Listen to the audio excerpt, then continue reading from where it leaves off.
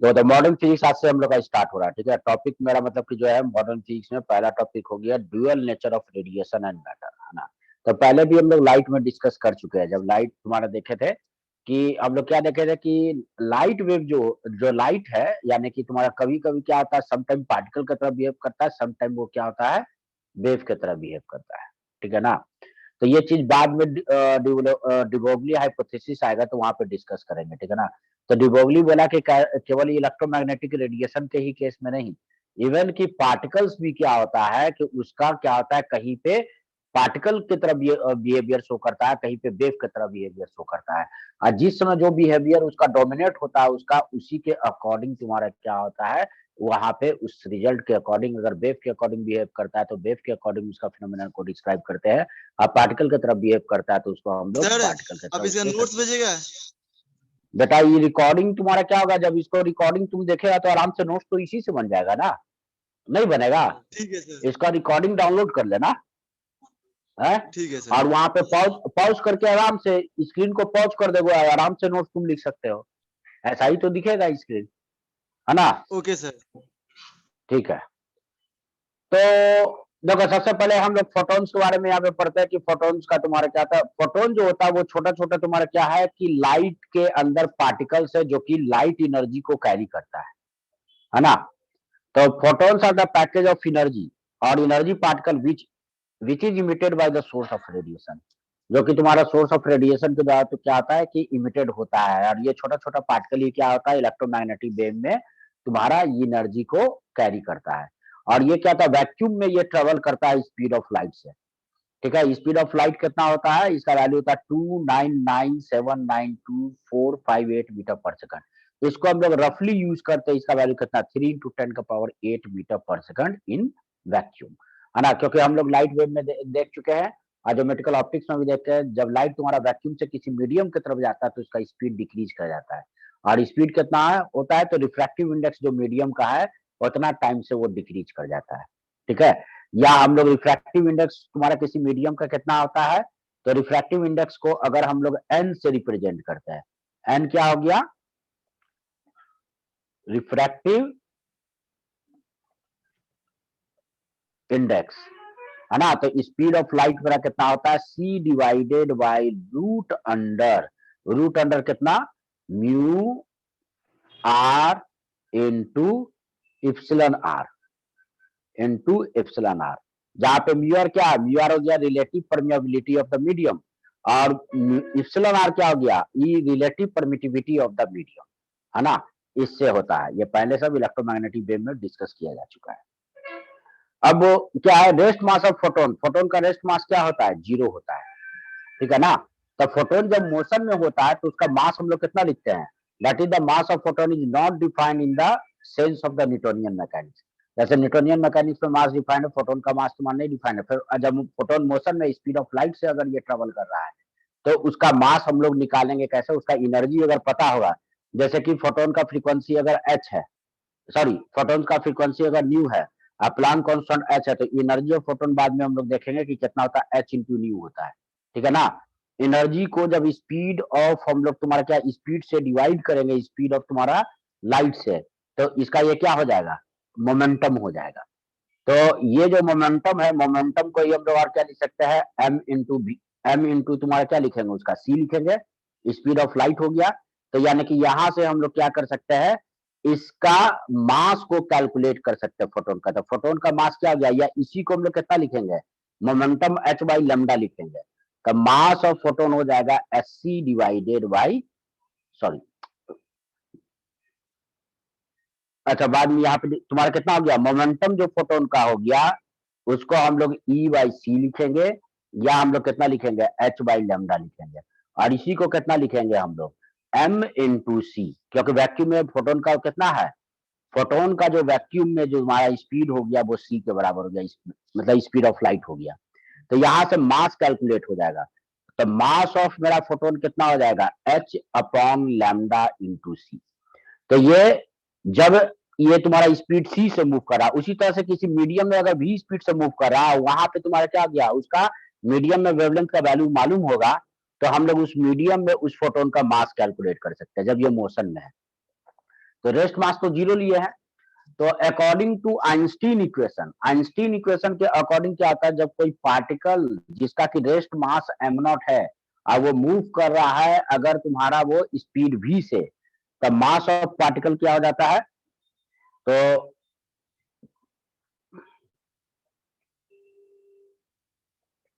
The mass of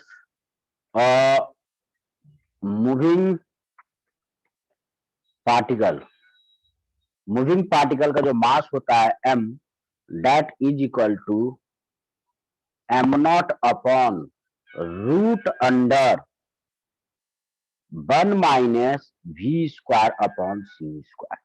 जहां पे am not क्या है, तो एम नॉट जो है ये रेस्ट मास है, rest mass of the particle. अगर कोई पार्टिकल रेस्ट में है तो उसका मास अगर एम नॉट है, तो वही पार्टिकल अगर तुम्हारा कितना v स्पीड से मूव कर रहा है तो उसका मास कितना हो जाएगा, M naught upon root under 1 minus V square upon C square हो जाएगा। इसका मतलब ये हुआ कि जैसे जैसे स्पीड बढ़ेगा पार्टिकल का मास इंक्रीज करता जाएगा, है ना। तो ये बताता है कि अगर तुम्हारा क्या गया, पार्टिकल का अगर स्पीड वेलोसिटी ऑफ लाइट की तरफ टेंड्स करता जाएगा तो उसका मास क्या आ जाएगा, टेंड्स टू इंफिनिटी हो जाएगा, है ना। तब या और ये क्या हो जाएगा, तो ये दूसरा टर्म अनडिफाइंड हो जाएगा ना। तो कहना मतलब कोई भी मटेरियल पार्टिकल कभी भी स्पीड ऑफ लाइट को अटेंड नहीं कर सकता है ना। जैसे जैसे पार्टिकल का स्पीड बढ़ता है उसका मास बढ़ता है। अभी तक तो हम लोग यही पढ़ते आए थे, है ना, न्यूटोनियन मैकेनिक्स में, कि मास तुम्हारा क्या होता है, हम लोग फिक्स मानते थे चाहे पार्टिकल जिस स्पीड से मूव कर रहा है। वो इसलिए फिक्स मानते थे क्योंकि वहां पे जो स्पीड की जो बात कर रहे थे, वो स्पीड जो था वो 10 का पावर 6 मीटर पर सेकंड से छोटा के लिए बात करते थे। तो लाइट का स्पीड 10 का पावर 8 मीटर पर सेकंड क्या होता है, उसके कंपेयर में ये जो स्पीड था बहुत ही छोटा था। और इतना छोटा था कि इस वाले टर्म को हम लोग क्या कर देते थे, इग्नोर कर देते थे। इसलिए मानते थे कि पार्टिकल का तुम्हारा क्या है, स्पीड चेंज हो रहा है तो मास में चेंज नहीं हो रहा है ना। लेकिन रिलेटिव थ्योरी के अकॉर्डिंग, आइंस्टीन जो रिलेटिव थ्योरी प्रपोज किया था उसके अकॉर्डिंग, कोई पार्टिकल अगर मोशन में होता है, जैसे जैसे तुम्हारा क्या होता है उसका स्पीड बढ़ता है तो उसके तुम्हारा क्या होता है, मास भी बढ़ता चला जाता है। ठीक है, तो फोटोन का रेस्ट मास हम लोग जीरो माने, है ना, यानी कि उसको मान लो tends to zero, mass of photon is tends to zero, और वो स्पीड ऑफ लाइट से ट्रेवल कर रहा है एट, तो उसको भी तुम्हारा क्या अनडिफाइंड हो जाएगा स्पीड ऑफ लाइट पे, उसको भी हम लोग क्या मान लेते हैं, टेंस टू जीरो मान लेते हैं। तो zero by zero indeterminate form हो गया। इसके अकॉर्डिंग तब क्या होगा, तब किसी फोटोन का मास कितना निकालेंगे जब वो स्पीड ऑफ लाइट से ट्रेवल कर रहा है, तो फोटोन का एनर्जी मेरा ई है, तो उसका मोमेंटम ई बाई सी या एच वाई लैम्डा लिखेंगे। इसी को कितना लिखेंगे, अगर वैक्यूम में ये फोटोन ट्रेवल कर रहा है तो उसका मास ऑफ फोटोन मान लेते हैं कि m है, तो m इंटू सी। यहां से क्या हो जाएगा, उस फोटोन का मास कैलकुलेट हो जाएगा। जब वो c स्पीड से ट्रेवल कर रहा है तो फोटोन का मेरा मास हो जाएगा e divided by C square, या इसी को हम लोग लिख सकते हैं h divided by lambda into C, है ना। जब ये फोटोन मोशन में इतना होगा तो उसका मास उसका इतना लिखेंगे हम लोग। ठीक है, ये चीज। अब आ जाओ, तो ईच फोटोन है जो डिफिनिट एनर्जी, हर फोटोन का क्या होता है, एक डिफिनिट एनर्जी होता है, और ई, और ये एनर्जी कितना लिखते हैं, एस सी बाई लैम्डा, या इसी को हम लोग लिख सकते हैं H into nu, is equal to कितना, एच इंटू न्यू। न्यू क्या हो गया, फ्रीक्वेंसी हो गया, है ना।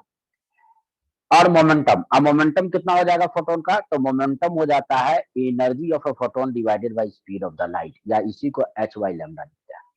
जहां पे एच क्या है, एच मेरा प्लैंक कांस्टेंट है, जिसका वैल्यू होता है 6.626 इंटू 10 का पावर माइनस 34 जूल पर सेकंड। कौन आया जी, तो जूल पर सेकंड, और यही हो गया 4.136 into 10 power minus 15 electron volt पर सेकंड में। ठीक है ना, तो इलेक्ट्रॉन वोल्ट पर सेकंड कितना, तो 1, पहले भी इलेक्ट्रोस्टैटिक्स में ये सब जानते हो, 1 इलेक्ट्रॉन वोल्ट कितना होता है, तो 1 इलेक्ट्रॉन वोल्ट होता है, इसको चार्ज ऑफ इलेक्ट्रॉन का वैल्यू हम लोग लिख दें, तो ये हो जाएगा 1.6 इंटू 10 का पावर माइनस 9 इतना जूल। 1 इलेक्ट्रॉन वोल्ट एनर्जी का यूनिट है, बहुत छोटा यूनिट है। अब 1 इलेक्ट्रॉन वोल्ट होता है 1.6 इंटू 10⁻⁻19 जूल के बराबर होता है। तब यानी कि यहां से कितना हो जाएगा, तो एनर्जी हम लोग लिख सकते हैं एच अपॉन लैम्डा, ठीक है, और एच इंटू सी का वैल्यू हम लोग पुट कर देते हैं। तो ये वैल्यू अगर हम लोग वैल्यू पुट करते हैं कितना, यहां से इलेक्ट्रॉन वोल्ट के ऑर्डर के टर्म्स में इसको ले लेते हैं, तब इसका वैल्यू आ जाएगा कितना 12,400 के अप्रॉक्स। ऐसे ये कितना होता है 12,375 के आसपास होता है। तो इसको हम लोग रफली कितना लिख लेते हैं 12,400 के आसपास लिख लेते हैं, ठीक ना, डिवाइडेड बाई लैम्डा। अगर तुम्हारा क्या हो गया, यहाँ पे अगर 12,400 अगर वैल्यू ले रहे हो तो लैम्डा का जो वैल्यू होगा वो किसमें होगा, एंगस्ट्रम में होगा। 1 एंगस्ट्रम कितना होता है, तो 1 एंगस्ट्रम इक्वल्स होता है 10 मीटर, 10 पावर -10 मीटर के आसपास होता है, ठीक है। और वही नैनोमीटर में अगर तुम अगर वैल्यू यूज कर, लैम्डा को अगर तुम नैनोमीटर में अगर लेते हो तब इसका वैल्यू कितना लेना होगा 1240 लेना होगा। और हम लोग इस फॉर्म में इसीलिए रखेंगे क्योंकि एनर्जी जनरली तुम्हारा क्या था, फोटोन्स का इलेक्ट्रॉन वोल्ट के ऑर्डर में दिया रहता है। तो इसलिए इस वैल्यू को अगर याद रखते हो इन दोनों को, अगर 12,400 यूज करते हो तो लैम्डा को एंगस्ट्रम में लेना होगा। भाई 1200 अगर तुम्हारा क्या 1240 अगर यूज करते हो तब उस कंडीशन में लैम्डा नैनोमीटर में हो जाएगा, ठीक है। तो ये सब दोनों वैल्यू को क्या, ये सब वैल्यू को याद रखना। अब क्या है, जब फोटोन किसी मटेरियल से कोलाइड करता है और उस पे तुम्हारा क्या होता है कि उस पे अगर वो कोलाइड करके एब्जॉर्ब हो जाता है तो टोटल एनर्जी फोटोन क्या हो जाता है, उस पार्टिकल को उस मटेरियल को अपना दे देता है और अपना मोमेंटम भी उसको तुम्हारा क्या करता है, दे देता है, ठीक है। तो उसी अगर वो रिफ्लेक्ट हो रहा है एनर्जी, तो वो तुम्हारा क्या हो रहा है कि उस पर इंसिडेंट होकर किसी और डायरेक्शन में रिफ्लेक्ट हो गया, तो उसका एनर्जी तो एब्जॉर्ब नहीं होगा, लेकिन तुम्हारा क्या हो गया, उसका मोमेंटम में तुम्हारा चेंज आया फोटोन का, क्योंकि डायरेक्शन चेंज हुआ है। और जितना इसका मोमेंटम फोटोन का चेंज होगा उतना ही मोमेंटम उस बॉडी का चेंज, क्योंकि मोमेंटम को क्या करेंगे हम लोग, कंजर्व करेंगे। तो when a photon collide with a material particle total energy and the total momentum remain conserve in collisions, है ना। तो यानी कि जब कोई फोटोन किसी मटेरियल से कोलाइड करेगा तो हम लोग उस प्रोसेस में कोलिजन के प्रोसेस में टोटल एनर्जी को भी कंजर्व करेंगे, साथ में टोटल मोमेंटम को भी हम लोग क्या करेंगे, कंजर्व करेंगे, ठीक है। फोटोन जो होता है वो इलेक्ट्रिकली न्यूट्रल होता है, इसलिए जब तुम्हारा क्या होता है किसी मैग्नेटिक या इलेक्ट्रिक फील्ड से जब वो पास करता है तो वो डिफ्लेक्ट नहीं होता है। इलेक्ट्रोमैग्नेटिक रेडिएशन में कोई चार्ज नहीं होता। हाँ, इलेक्ट्रोमैग्नेटिक रेडिएशन प्रोड्यूस किसके वजह से होता है, ऑसिलेटिंग चार्ज की वजह से प्रोड्यूस होता है। जब चार्जेस क्या होता है, ऑसिलेट करता है, तो मैक्सवेल इक्वेशंस के अकॉर्डिंग एक्सेलरेटेड जो चार्ज है वो हमेशा क्या होता है, वो इलेक्ट्रोमैग्नेटिक एनर्जी को रेडिएट करता है, लूज करता है ना। यानी कि इलेक्ट्रोमैग्नेटिक रेडिएशन प्रोड्यूस होता है ऑसिलेटिंग चार्ज की वजह से, लेकिन उसके साथ तुम्हारा क्या होता है, उसका सोर्स तो ऑसिलेटिंग चार्ज है, लेकिन उसके साथ इलेक्ट्रोमैग्नेटिक रेडिएशन में कोई भी चार्ज नहीं होता है, इसलिए वो मैग्नेटिक और इलेक्ट्रिक फील्ड की वजह से डिफ्लेक्ट नहीं होता है। और लास्ट पॉइंट तुम्हारा क्या होता है, हर एक गिवन वेवलेंथ के लिए एनर्जी क्या है, एनर्जी ऑफ जो फोटोन है वो फिक्स है, एस सी वाई लैम्डा है। तो मान लेते हैं एस सी वाई लैम्डा का फॉर एग्जांपल के लिए इसका वैल्यू मेरा कितना है, 5 इलेक्ट्रॉन वोल्ट है। तो ये बताओ अगर दो अगर फोटोन होगा तो ये कितना हो जाएगा जी एनर्जी, बोलो, hello, 10 electron volt, 10 electron volt हो जाएगा। 3 होगा तो 15 इलेक्ट्रॉन वोल्ट हो जाएगा, है ना।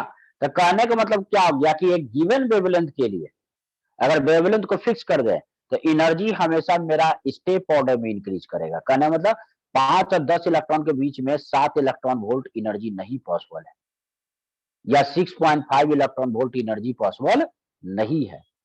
5 के बाद अगर 2 इलेक्ट्रॉन होगा, दो अगर फोटॉन्स होगा तो 10 इलेक्ट्रॉन वोल्ट हो जाएगा। अगर 3 इलेक्ट्रॉन वोल्ट होगा तो 15 इलेक्ट्रॉन वोल्ट हो जाएगा। तो कहने का मतलब इसके बीच में बहुत सारा इन्फिनाइट वैल्यू जो है 5 और 10 के बीच में बहुत सारे इन्फिनाइट वैल्यू जो पॉसिबल नहीं है ना। ना ही 5.1 इलेक्ट्रॉन वोल्ट पॉसिबल है, ना ही 5.12 इलेक्ट्रॉन वोल्ट पॉसिबल है, ना ही 6.2 इलेक्ट्रॉन वोल्ट या 6.25 इलेक्ट्रॉन वोल्ट पॉसिबल है। कहने का मतलब इसके बीच में बहुत सारा वैल्यू जो कि पॉसिबल नहीं है। 5 के बाद सीधा 10 इलेक्ट्रॉन होगा, 10 के बाद 15 होगा, 15 के बाद 20 होगा। यानी कि ये जब भी बढ़ेगा स्टेप ऑर्डर में बढ़ेगा एक गिवन वेवलेंथ के लिए, है ना। तो यानी कि the energy of light can be varied in quantum, quantums करने का मतलब स्टेप्स में, ठीक है। ये कंटिन्यूअस इसमें वेरिएशन नहीं होगा एनर्जी। जब ग्राफ हम लोग प्लॉट करेंगे कि एक तरफ नंबर ऑफ फोटोन्स ले ले, है ना, एन, और दूसरे तरफ एनर्जी ले ले, तो इसका ग्राफ जो होगा वो डिस्क्रीट्स होगा, है ना, बहुत सारा डिस्क्रीट पॉइंट सब तुम्हारा मिलेगा। तो therefore the photon theory is also called quantum theory of light, इसीलिए इसको हम लोग क्या बोलते हैं, क्वांटम थ्योरी, फोटोन थ्योरी को क्वांटम थ्योरी ऑफ लाइट भी हम लोग कहते हैं। तो ये सब तुम्हारा क्या था, ये जो फैक्ट्स है ये फोटोन्स के बारे में कुछ फैक्ट्स है ना। और देखो यहाँ पे तो क्या बोले थे कि हर तुम्हारा मतलब कि कॉलिजन में मोमेंटम और एनर्जी मेरा क्या रहता है, दोनों ही कंजर्व रहता है ना। तब मान लेते हैं जब फोटोन किसी बॉडी, जैसे कि देखो, तो फोटोन जब किसी बॉडी पे या किसी सरफेस पे, जब किसी बॉडी या किसी सरफेस पे जब ये फॉल करेगा, मान लेते हैं ये कोई सरफेस मेरा हो गया, है ना, ये कोई सरफेस हो गया, इस पे जब रेडिएशन मेरा फोटोन्स फॉल कर रहा है, तो इस पे कितना ये फोर्स अप्लाई करेगा, कितना फोर्स अप्लाई करेगा, कैसे कैलकुलेट कर लेना। तो देखो एक फोटोन का मेरा मोमेंटम कितना है, मोमेंटम ऑफ फोटोन तो हम आसानी से लिख सकते हैं ई बाई सी। ई क्या है, एनर्जी ऑफ अ फोटोन, ये है एनर्जी ऑफ अ फोटोन, एक फोटोन का ये एनर्जी है ना। अगर मान लेते हैं कि total number of photon per second अगर एन फॉल कर रहा है, एन क्या है, number of photon per second, हाँ, number of photons falling per second, ठीक है ना। तब इसलिए बताओ टोटल एनर्जी को यहां पे हम लोग, एनर्जी का यूनिट, पावर का यूनिट वाट होता है ना। तो एक फोटोन का तुम्हारा एनर्जी ई है, तो एन इंटू ई क्या हो जाएगा, ये total energy falling per second हो जाएगा ना, क्योंकि ये नंबर ऑफ फोटोन्स क्या है, this is the number of photon falling per second, तो ये एनर्जी पर सेकंड हो जाएगा। यानी कि एनर्जी जिस रेट से फॉल कर रहा है, तो इसको हम लोग क्या बोलेंगे, इसको पावर बोलेंगे ना, क्या बोलेंगे जी, हेलो, यस सर आ रहा है आवाज। हाँ, इसको पावर बोलेंगे। और पावर के लिए यहाँ पे पी नहीं यूज कर रहे, डब्ल्यू यूज कर रहे, क्यों, उसका रीजन ये है कि मोमेंटम के लिए, चूंकि इसमें बार बार मोमेंटम का टर्म यूज होगा, तो मोमेंटम के लिए पी यूज कर रहे हैं, तो इसलिए हम पावर के लिए डब्ल्यू यूज कर रहे हैं यहाँ पे बेटा, ठीक है। तो इतना एनर्जी फॉलिंग पर सेकंड, यानी कि ये जो पावर जो होगा, जैसे दे देगा कि एक बीम ऑफ लाइट है उसका पावर इतना है, तो जो पावर फॉल कर रहा है यही क्या है, इतना एनर्जी फॉलिंग पर सेकंड। अब यहाँ पे देखो तो इसको सी से अगर हम डिवाइड कर देते हैं, देखो तो energy divided by speed of light, यही तुम्हारा मोमेंटम है ना। तो ये तो एक फोटोन का मोमेंटम है, तो इसलिए क्या हो जाएगा, ये एन नंबर ऑफ फोटोन्स का मोमेंटम हो जाएगा, लेकिन ये मोमेंटम पर सेकंड है, तो ये क्या हो जाएगा, तो ये मोमेंटम, ये चूंकि ये एन क्या number of photon per second है, तो सी से डिवाइड कर देंगे तो वो मोमेंटम पर सेकंड हो जाएगा ना। अब मोमेंटम पर सेकंड इज कॉल्ड फोर्स, तो उसी को फिर हम लोग क्या बोलेंगे, फोर्स कहेंगे। आर्यन कुमार रोल नंबर 46 है ना जी क्लास में, है आर्यन मेहता, क्या, आर्यन मेहता यस सर, है सर वैसे। आर्यन है, ठीक, देखो यहाँ पे तब इसलिए फोर्स कितना हो गया, तो फोर्स तो हम लोग जानते हैं rate of change of momentum, उसी को फोर्स बोलते हैं। तो अगर ये किसी बॉडी पे अगर कंप्लीटली एब्जॉर्ब हो जा रहा है, ठीक है ना, यहां पे क्या बोल रहे हैं, कंप्लीटली ऑब्जर्व, अगर सरफेस पे ये कंप्लीटली अगर एब्जॉर्ब हो जा रहा है, तो उस कंडीशन में तुम्हारा क्या हो जाएगा, जो rate of change of momentum पर सेकंड हो जाएगा वो कितना के बराबर हो जाएगा, ये वो W/c के बराबर, क्यों? सर एक क्वेश्चन क्योंकि है मेरा सर। ई बाई सी क्या है, ई बाई सी मेरा मोमेंटम है, तो एन से मल्टीप्लाई कर दिया, तो ये एन क्या है, number of photon falling per second. तो ये तो पावर, ये तुम्हारा क्या हो गया, ये तो पावर हो गया, तो और क्या हो गया इसमें, ये ई बाई सी मेरा मोमेंटम एक फोटोन का था, तो ये नंबर ऑफ क्या, चेंज ऑफ मोमेंटम पर सेकंड हो गया, है ना, एन फोटोन्स का। Rate of change of momentum पर सेकंड, यही मेरा क्या हो गया, फोर्स हो गया। तो जब कोई फोटोन किसी सरफेस पे अगर एब्जॉर्ब हो जा रहा है, और फोटोन का अगर पावर मेरा W है, तो इसलिए तुम्हारा क्या होगा, उस पे जो बॉडी पे जो फोर्स, यानी कि अचानक से इनिशियल मोमेंटम कितना था उसका, P था, अब फाइनली मोमेंटम मेरा कितना हो गया एब्जॉर्ब होने के बाद, तो एब्जॉर्ब हो गया, इसका मतलब वो कंप्लीटली रेस्ट में आ गया फोटोन, तो फाइनल मोमेंटम उसका 0 हो गया। तो इसलिए क्वेश्चन है मोमेंटम किस रेट से मेरा चेंज कर रहा है, एक फोटोन का मेरा P से चेंज किया, तो n number of photon per second है, तो टोटल यानी कि मेरा मोमेंटम में चेंज कितना आ गया है, तो rate of change of momentum मेरा W बाई सी हो गया, यही क्या हो जाएगा, फोर्स हो जाएगा। ठीक है, लेकिन अगर ये मान लेते हैं कि रेडिएशन इस बॉडी पे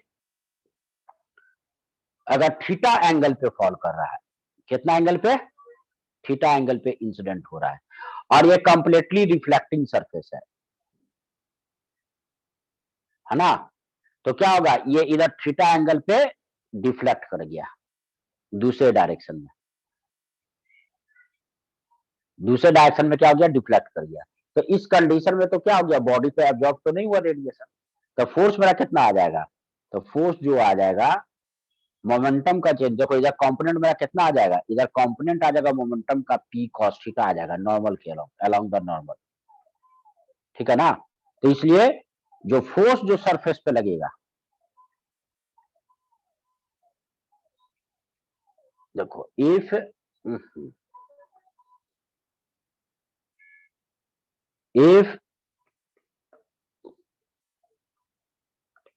radiation is reflected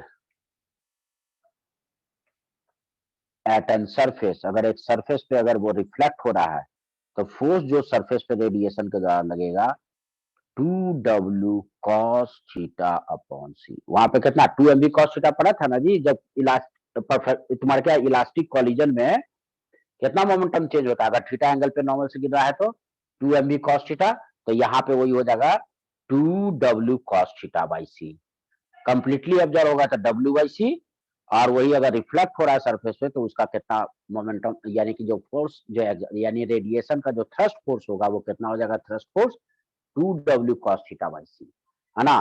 तो ये दोनों को याद रखना, क्योंकि इसी को डायरेक्ट हम लोग प्रॉब्लम में यूज करेंगे कि किसी रेडिएशन की वजह से उस सरफेस पे मेरा कितना फोर्स एक्ट करेगा।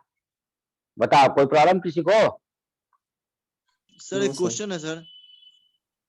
आवाज कम आ रहा है जी आदर्श तुम्हारा माइक से, इधर से आवाज सही जा रहा है ना? क्वेश्चन है सर, अब आवाज आ रहा है सर? हाँ आ रहा है, ये सर वही जा रहा बोला है सर, इधर आपका का। आवाज एकदम अच्छे से आ रहा है सर। हाँ ठीक है, तो बताओ यहाँ तक किसी को कोई क्वेश्चन प्रॉब्लम? ये था सर। हाँ बोलो, यस सर। बोलो क्वेश्चन क्या है? सर ये कहते हैं मतलब सर एक क्वेश्चन है सर कि सर ये पॉसिबल क्यों नहीं सर कि एक इलेक्ट्रॉन मतलब एक free electron sir completely photon को एब्जॉर्ब कर पाए सर? कंप्लीटली क्यों नहीं ऑब्जर्व करता, करता ही है। मतलब सर देखो इलेक्ट्रॉन के साइज से भी फोटोन का साइज बहुत छोटा है, क्योंकि इलेक्ट्रॉन देखो होता क्या है कि जब फोटोन को इलेक्ट्रॉन एब्जॉर्ब कर लेता है, अगर उसका दो ऑर्बिट के बीच में जो तो सब एटम्स में डिस्कस हो, दो ऑर्बिट के बीच का जो एनर्जी डिफरेंस उतना के बराबर है, तो एब्जॉर्ब करके हायर ऑर्बिट में चला जाता है, या इतना ही एनर्जी हो कि उसको यहाँ से आयनाइजेशन एनर्जी, उसको आयनाइज करने के लिए उससे ज्यादा अगर एनर्जी उस पर फॉल कर रहा है, मान लेते हैं एटम से बाहर निकलने के लिए जितना चाहिए एनर्जी, तो कम से कम उतना या उससे ज्यादा कुछ भी एनर्जी मिलेगा तो वो हमेशा उसको लेकर बाहर चला जाएगा। लेकिन अगर वो एटम के बाहर नहीं निकल पा रहा है तो केवल उतना ही एनर्जी को तुम्हारा ऑब्जर्व करेगा जो कि दो ऑर्बिट के एनर्जी डिफरेंस के बराबर हो, केवल उसी फोटोन को ऑब्जर्व करेगा। लेकिन अगर किसी फोटोन का एनर्जी दो ऑर्बिट के एनर्जी डिफरेंस के बराबर नहीं है, लेकिन वो एटम से बाहर भी नहीं निकल सकता, तब उस कंडीशन में एब्जॉर्ब तो करता है लेकिन उसको दूसरे डायरेक्शन में री-रेडिएट कर देता है, फेंक देता है किसी भी डायरेक्शन में, सेम डायरेक्शन में या किसी भी डायरेक्शन, उसी को तो स्कैटरिंग ऑफ लाइट बोलते हैं। Yes sir. लाइट वेव में ये थी लाइट वेव में पढ़ाए थे ना स्कैटरिंग ऑफ लाइट, कि किसी गैसियस मीडियम से जब कोई लाइट या रेडिएशन जाता है तो उसको स्कैटरिंग, स्कैटरिंग क्या है प्रोसेस, एक्चुअली उसको इलेक्ट्रॉन एब्जॉर्ब किया, एटम के बाहर निकल भी नहीं सकता है, उतना एनर्जी नहीं है, लेकिन दो ऑर्बिट के बराबर भी एनर्जी डिफरेंस के बराबर नहीं है, तो इसके ऊपर एक्साइट होकर जा भी नहीं सकता है, तो वो उस फोटोन को फिर क्या कर देता है, फेंक देता है, वो किसी भी डायरेक्शन में थ्रो कर सकता है, उसी को स्कैटरिंग बोलते हैं हम लोग। ठीक है, यस सर, यस सर। अब आगे चले।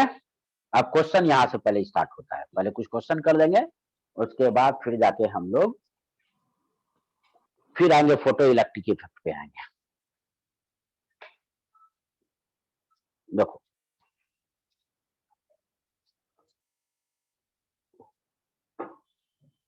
नोट्स आराम से बाद में वीडियो डाउनलोड करके बना लोगे, केवल करना क्या, पॉज करके तो तुमको नोट्स बनाना है, वीडियो को पॉज कर लेना, बना लेना वहां पे, क्योंकि इसी के साथ में तो सब कुछ है ना।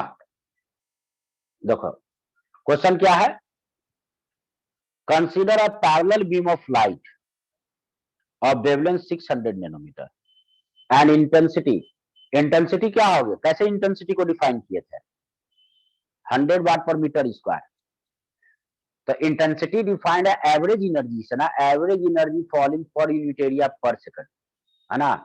इंस्टेंटेनियस एनर्जी से ये इंटेंसिटी नहीं डिफाइन होता है, इंटेंसिटी एक साइकिल में या एक पीरियड में जो एवरेज एनर्जी फॉल करता है, average energy falling per unit area पर यूनिट टाइम। अब क्या हो गया, find the energy and the linear momentum of each photon, ठीक है ना, तो एनर्जी या लीनियर मोमेंटम निकालना था, सबसे पहले हम लोग निकाल लेते हैं फर्स्ट। तो एनर्जी ऑफ फोटोन हम लोग कितना लिखते हैं,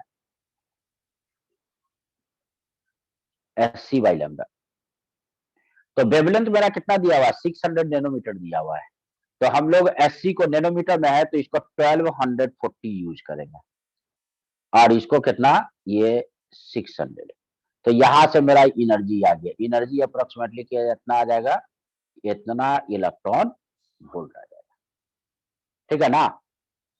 फिर उसके बाद तुम्हें क्या, मोमेंटम निकालना है, तो मोमेंटम ऑफ फोटोन मेरा कितना हो जाएगा,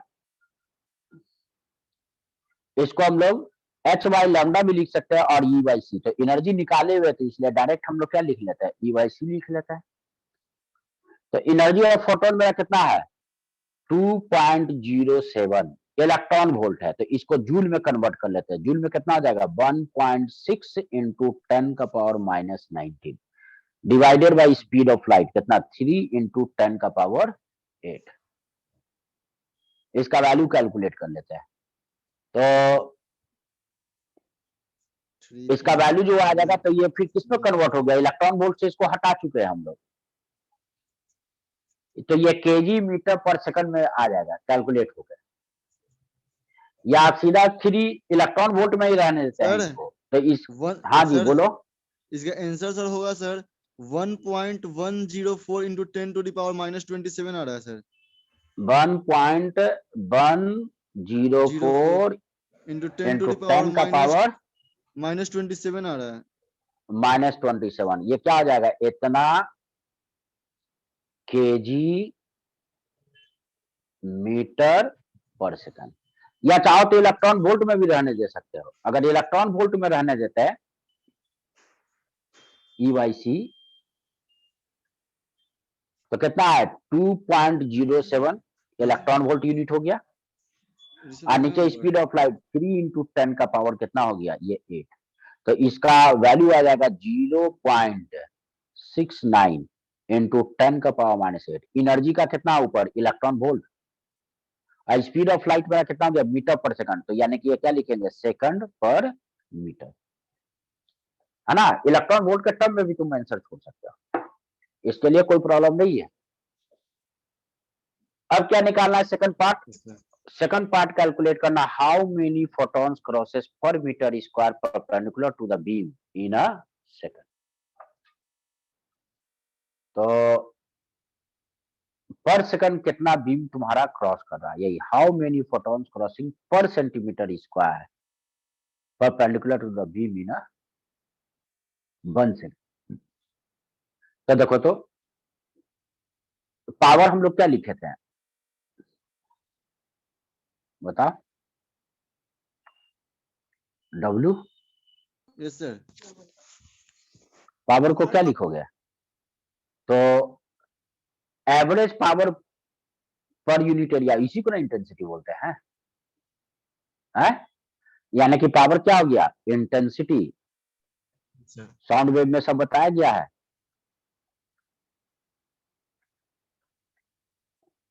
इनटू एरिया, यानी कि तुम्हारा क्या हो गया? इसको W इक्वल टू हम लोग वो लिखेंगे I इंटू ए, है ना? तो इसलिए number of photon per second कितना फॉल कर रहा है per unit? Number of photons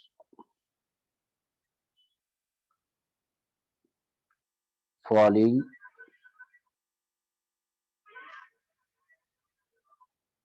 per second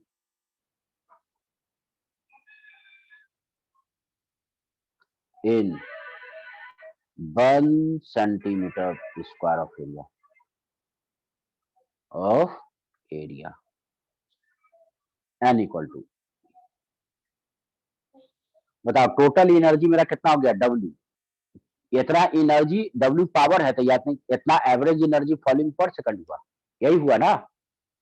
divided by ये एनर्जी ऑफ फोटोन, एक फोटोन की एनर्जी से डिवाइड कर दे, तो ये तुम्हारा क्या आ गया? ये आ जाएगा number of photons falling per second आ जाएगा, होगा? अरे इसमें क्या है? W में, यहाँ पे यस सर। इसको इंटेंसिटी इंटू एरिया से करके निकाले है, तो ये एवरेज तुम्हारा यानी कि पावर हो गया ना किसी है। और एवरेज पावर यानी कि एनर्जी, तुम्हारा एवरेज एनर्जी पर सेकंड, एवरेज एनर्जी पर सेकंड में एनर्जी डिवाइड कर दिया, तो तुम्हारा क्या बच गया? वो number of photon per second आ गया कि उस एरिया में टोटल नंबर ऑफ फोटोन कितना फॉल करेगा। तो इसका मतलब क्या आ गया? यानी कि I this equal to intensity into area upon energy of a photon. Value हम लोग पुट कर देते हैं। इंटेंसिटी क्वेश्चन में ऊपर दिया हुआ है, कितना दिया हुआ है? 100 वाट पर मीटर स्क्वायर, है ना? यहाँ पे इंटू एरिया कितना? 1 सेंटीमीटर स्क्वायर, यानी कि 1 इंटू 10 का power -4 divided by energy of photon. तो ऊपर का यूनिट किसमें है? एसआई सिस्टम में है, तो इसको भी एसआई में रखा। एनर्जी ऑफ फोटोन निकाले थे 2.07 इलेक्ट्रॉन वोल्ट, अब इसको जूल में कन्वर्ट करना हुआ, तो 1.6 इंटू 10 का पावर -19, ये पुट कर देंगे। Yes sir. तो यहाँ से मुझे एनर्जी ऑफ फोटोन, तो सॉरी नंबर ऑफ फोटोन्स पर सेकंड उस एरिया 1 सेंटीमीटर स्क्वायर में कितना फोटोन पर सेकंड गिना है? तो 3.0 इंटू 10 का पावर 16। सर 30 हाँ into ji, 10 to the power -23 मतलब क्या सर बोला? कुछ नहीं सर, कुछ नहीं सर, वैसे सब माइनस गलती से बोले थे सर, प्लस होगा sir. 30 into 10 to the power 15। हाँ ठीक है, 3 इंटू 10 का पावर 16 हाँ फोटोन्स पर सेकंड, 30। इतना फोटोन्स पर सेकंड यानी कि फॉल करेगा। बताओ किसी को कोई प्रॉब्लम यहाँ तक? बोलो। सर बी फिर से समझा दीजिए। बी पार्ट फिर से समझा देते हैं। देखो बेटा यहाँ पे, तो अभी हम लोग क्या बोले थे कि W जो हम लोग यूज कर रहे हैं वो एवरेज पावर के लिए यूज कर रहे हैं, ठीक है ना? तो कोई अगर रेडिएशन फॉल कर रहा है तो उसका एवरेज पावर W मेरा कितना हो जाएगा? तो देखो इंटेंसिटी डिफाइंड है average energy falling per unit area पर सेकंड, तो एनर्जी पर सेकंड पावर हो गया। और साउंड में भी बोले थे कि तुम्हारा क्या होता है? एवरेज पावर जो होता है वो इंटेंसिटी इंटू एरिया हो गया, है ना? तो अब यहाँ पे तुम्हारा क्या हो गया? हाँ, तो इंटेंसिटी, तो यानी कि हम लोग सीधा सीधा लिख सकते हो कि एवरेज पावर जो हो जाएगा वो इंटेंसिटी इंटू एरिया हो जाएगा। अब यहाँ पे आ गया number of photon falling per second in 1 centimetre square. तो 1 सेंटीमीटर स्क्वायर में अगर एरिया एक 1 रेडिएशन का एक 1 centimetre square cross sectional area के बारे में सोचे, जिससे कि रेडिएशन मेरा जा रहा है, हो सकता है रेडिएशन और बड़ा पोर्शन से जा रहा हो, लेकिन हम केवल 1 सेंटीमीटर स्क्वायर एरिया के बारे में सोच रहे हैं कि इससे टोटल कितना number of photon per second cross कर रहा होगा, ठीक है? तो 1 सेंटीमीटर स्क्वायर में टोटल एनर्जी मेरा कितना फॉल कर रहा है? तो इंटेंसिटी इंटू एरिया, ये मेरा क्या आ जाएगा? इतना एनर्जी फॉलिंग पर सेकंड हो जाएगा, क्योंकि तो एवरेज पावर देगा ना, तो यानी कि एनर्जी फॉलिंग पर सेकंड। ये क्या है? टोटल एनर्जी फॉलिंग या crossing, falling per second on a area divided by एक फोटोन की एनर्जी से डिवाइड करें, तो ये क्या दे देगा? Total number of photon crossing through that area, है ना? यही ना निकालना है। yes, तो I into A divided by total energy, value put कर दिया तो ये इतना नंबर ऑफ फोटोन, यानी कि उस एरिया से मेरा क्या हो रहा है? क्रॉस कर रहा है। ठीक है जी हर्ष? समझ गए सर। समझ गया। हर्ष कहाँ है? हर्ष का नहीं पता सर। नहीं पता, नहीं चलो है नोट सर। कर लिया ना? है हाँ सर। सर नोट्स नोट- बनते जा रहा है सर, साथ ही साथ है। ठीक है, साथ में नोट्स बन जाए अच्छी बात है, जो साथ में उतार दे रहे हो। नहीं अगर साथ में उतार पा रहे हो तो आराम से वीडियो को डाउनलोड करोगे और वहां से पॉज करके नोट्स बना लो। ठीक है, आगे बढ़ते हैं नेक्स्ट ठीक है। क्वेश्चन पे। अगला क्वेश्चन आ गया।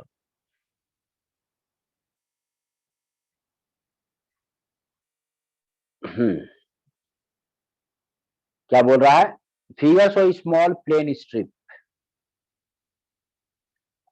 ये छोटा सा देखो, ये स्ट्रिप है, ये है ना, प्लेन स्ट्रिप है ये, suspended from a fix support through a string of length है। ये स्ट्रिंग का लेंथ यहां से यहां तक ये दिया हुआ है, ये कितना है? एल है। A continuous beam of monochromatic light is incident horizontally on the strip। अब देखो इस पे एक continuous beam of monochromatic light इस पे फॉल कर रहा है, ये चीज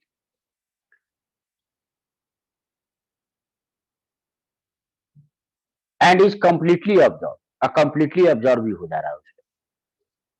तो the energy falling on the strip per unit time, तो एनर्जी तुम्हारा उस स्ट्रिप पे मेरा पर यूनिट टाइम कितना फॉल कर रहा है? ये W दिया हुआ है। Find the deflection of the strip from the vertical if the mirror stay in equilibrium. तो डिफ्लेक्शन वर्टिकल से बताना है कि ये स्ट्रिंग का कितना डिफ्लेक्शन हो जाएगा। ठीक है, तो देखो तो फोर्सेस क्या क्या इस पे लग रहा होगा। एफबीडी बनाते हैं हम लोग। तो सबसे पहले तो इस मिरर का अपना वेट है ना, मास mg, क्वेश्चन में छूट गया, मिरर का मास m है। तो देखो इसका मास mg नीचे वर्टिकली डाउनवर्ड,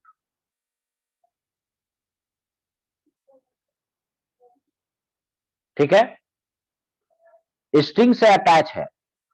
तो ये इक्विलिब्रियम कंडीशन में वर्टिकल से थीटा एंगल बना रहा है, तो अलोंग द स्ट्रिंग एक इसमें क्या होगा? टेंशन होगा। और कोई फोर्स बोलो है? No yes sir. सर। हाँ, रेडिएशन का एक फोर्स होगा। रेडिएशन जो इस पे फॉल कर रहा है, तो ये रेडिएशन, हर फोटोन का मोमेंटम p है, और इस पे एब्जॉर्ब हो जाने के बाद इसका मोमेंटम फाइनल कितना हो जाएगा? 0। तो मोमेंटम का डायरेक्शन का चेंज किस डायरेक्शन में है? तो फाइनल माइनस इनिशियल करोगे तो रेडिएशन पे मोमेंटम का डायरेक्शन जो चेंज है वो इधर साइड है, राइट साइड है ना। फाइनल मोमेंटम 0 है, इनिशियल मोमेंटम लेफ्ट साइड था, तो 0 माइनस पी क्या देगा? Minus P.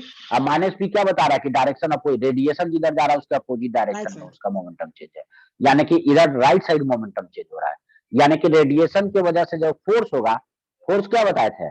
फोर्स बताए थे कि रेडिएशन में अगर कोई रेडिएशन एनर्जी अगर तुम्हारा W इस पे फॉल कर रहा है, तो W डिवाइडेड बाई क्या हो जाएगा? C, अगर कंप्लीटली ऑब्जर्व हो जा रहा है। थोड़ा देर पहले बताया, डिस्कस किया है ना। तो ये बोल रहा है energy falling on the strip, strip पे एनर्जी जितना टोटल फॉल कर रहा है वो तो दे ही दिया है। अब बताओ तो रेडिएशन पे फोर्स किधर साइड है? Right side. तो मुझे फोर्स किस पे? रेडिएशन पे देखना है कि स्ट्रिप पे देखना है? स्क्रीन पे सर। स्ट्रिप पे। तो न्यूटन तुम्हारा क्या, न्यूटन थर्ड लॉ क्या बोलता है? उतना ही इक्वल और अपोजिट लेफ्ट स्ट्रिप वार्ड पे होगा। फोर्स लगेगा। तो स्ट्रिप पे जो फोर्स लगेगा वो लेफ्ट साइड लगेगा, इधर साइड, ये F। और ये F क्या है? This is the thrust force of radiation, है ना। ये रेडिएशन पे फोर्स मेरा किधर था? राइट साइड था, उसको हटा दिया। तो ये मेरा एफबीडी बना। ठीक है, स्ट्रिंग के लाइन को हम आगे बढ़ा दे रहे हैं। और फोर्सेस को क्या करेंगे हम, रिजॉल्व करेंगे along the string of perpendicular to the string. ये वाला एंगल मेरा कितना हुआ, थीटा हुआ। और स्ट्रिंग के परपेंडिकुलर डायरेक्शन में देखो तो यानी कि इधर साइड हम लोग लाइन ड्रॉ कर लेते हैं, है ना। तो ये बताओ ये एंगल कितना हो जाएगा, थीटा हो जाएगा, क्योंकि ये वाला एंगल 90 माइनस थीटा होगा। और स्ट्रिंग और ये स्ट्रिंग का परपेंडिकुलर लाइन है, ये दोनों लाइन एक दूसरे के परपेंडिकुलर है 90 डिग्री पे। तो सारे फोर्सेस को हम लोग, टेंशन तो स्ट्रिंग में अभी कैलकुलेट नहीं कर रहा है, तो हम लोग क्या करें, सारे फोर्सेस को हम लोग ब्रेक कर देते हैं किधर, स्ट्रिंग के परपेंडिकुलर डायरेक्शन में। और चूंकि ये इक्विलिब्रियम में है तो नेट फोर्स क्या होना चाहिए, 0। तो इन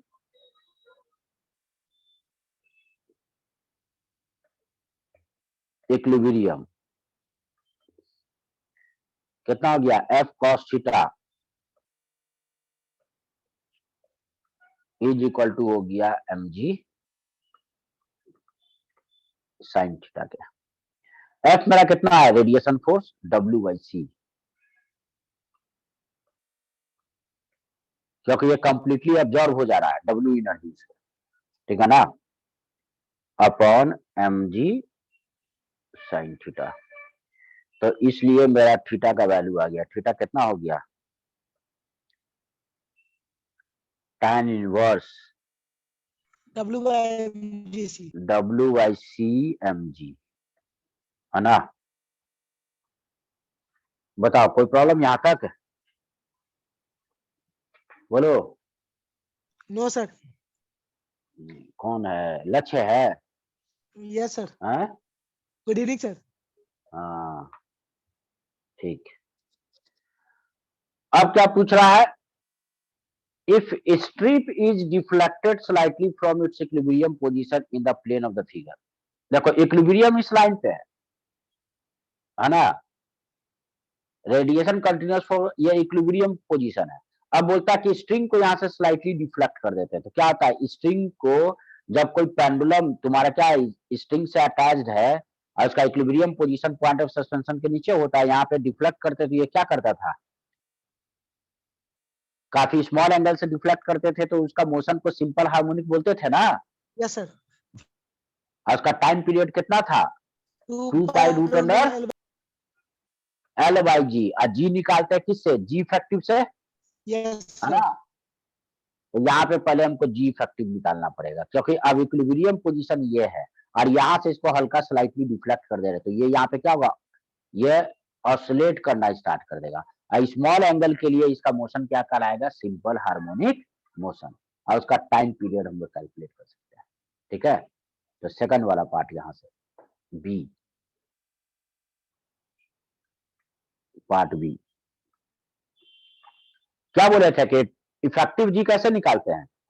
तो इफेक्टिव जी निकालने के लिए इक्विलिब्रियम कंडीशन में जब मीन पोजीशन पे बॉडी को रेस्ट में रखते हैं तो टेंशन जो स्ट्रिंग में है T डिवाइडेड बाई M, ऐसा लॉज ऑफ मोशन में क्वेश्चन करवा चुके हैं, है ना। इसी से इफेक्टिव जी कैलकुलेट करते हैं इक्विलिब्रियम में। नहीं तो यहाँ पे भी देख सकते हो कि कोई बॉडी अगर नीचे में इक्विलिब्रियम कंडीशन में यहाँ पे अगर रेस्ट में है, mg नीचे T ऊपर, ठीक है ना, तो ये T बाई M यही मेरा क्या हो गया, G हो गया ना। तो देखो यहाँ पे कितना आ जाएगा, T बाई M का वैल्यू हम लोग निकालते हैं, रूट अंडर कितना, बोलो। Alpha square plus mg square. T हो जाएगा रूट अंडर mg का स्क्वायर प्लस एफ स्क्वायर, और एफ करने का मतलब कितना हो गया, W बाई सी का स्क्वायर, इतना होगा, डिवाइडेड बाई मास है। तो मेरा इफेक्टिव जी कितना हो गया, इफेक्टिव जी हो गया root under G square plus W square upon C up, इसको हम लोग कर देते हैं एक साथ लिख देते हैं, टर्म को का है अलग अलग लिखा,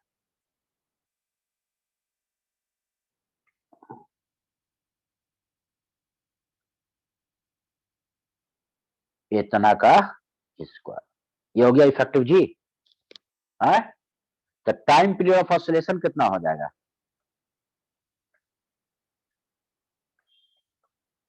the period of oscillation,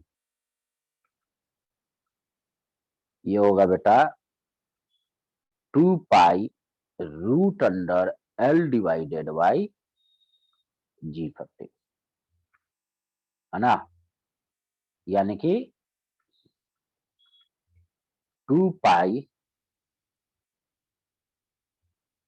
root under L by root under G square plus W by CM इतना का होल स्क्वायर। बताओ कोई प्रॉब्लम किसी को? No sir.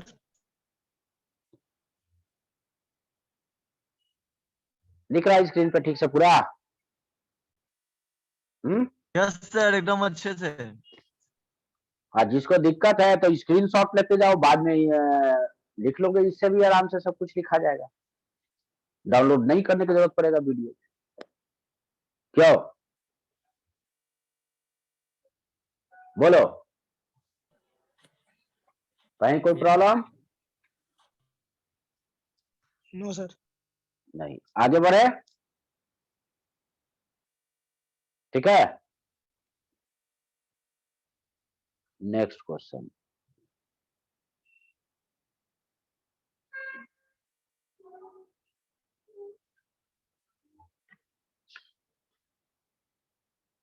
क्या है? A point source of light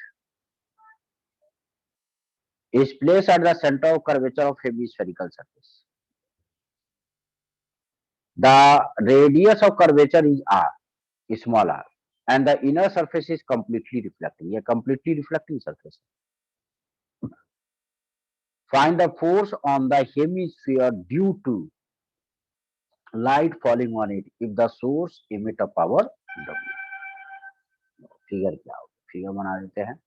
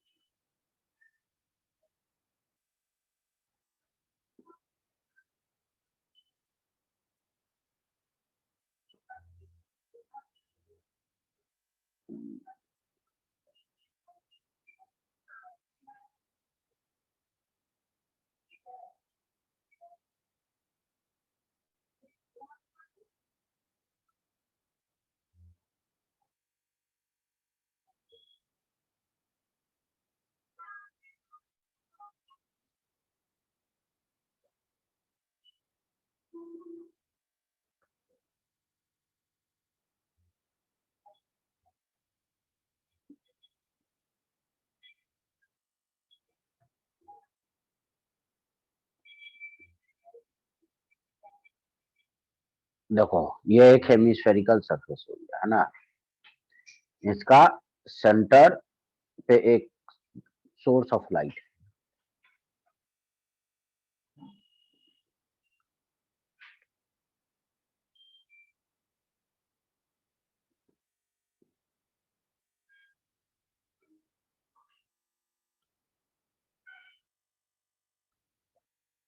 light emit कर रहा हर डायरेक्शन।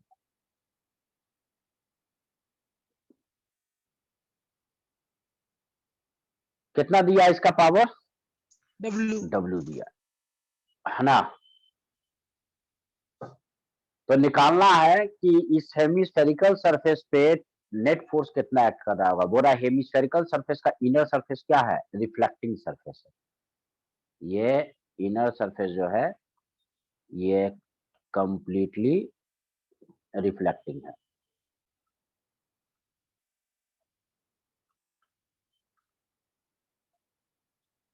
ठीक है। देखो तब कैसे प्रोसीड करें हम लोग।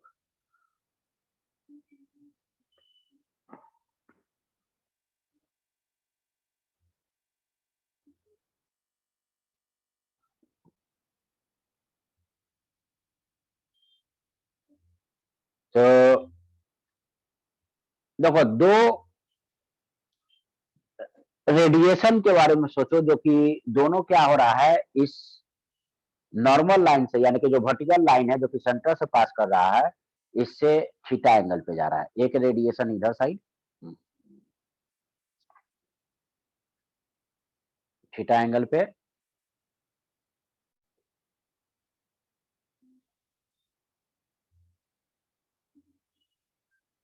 और एक रेडिएशन जो है इधर साइड थीटा एंगल पे, ये दोनों है ना। एक रेडिएशन इधर जा रहा है और ये वो रेडिएशन इधर आ रहा है। दोनों जगह एक छोटा सा एरिया इक्वल क्रॉस सेक्शन का, यहाँ पे भी ये एरिया कितना इसको बोल रहे हैं, डीए। यहाँ पे भी हम लोग क्या बोल रहे हैं, एक छोटा सा एरिया डीए बोल रहे हैं।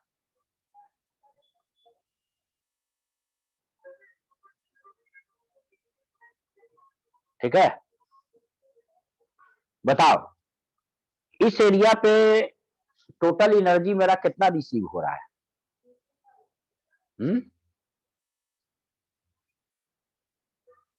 W into DA. कितना?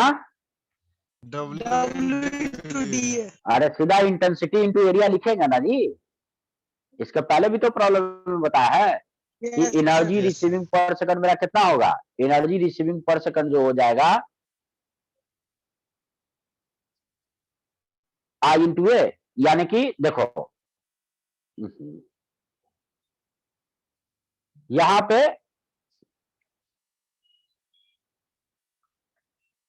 द पावर या एवरेज पावर, यहां पे जो भी बोल रहे हैं मतलब वो क्या है, एवरेज पावर। ठीक है,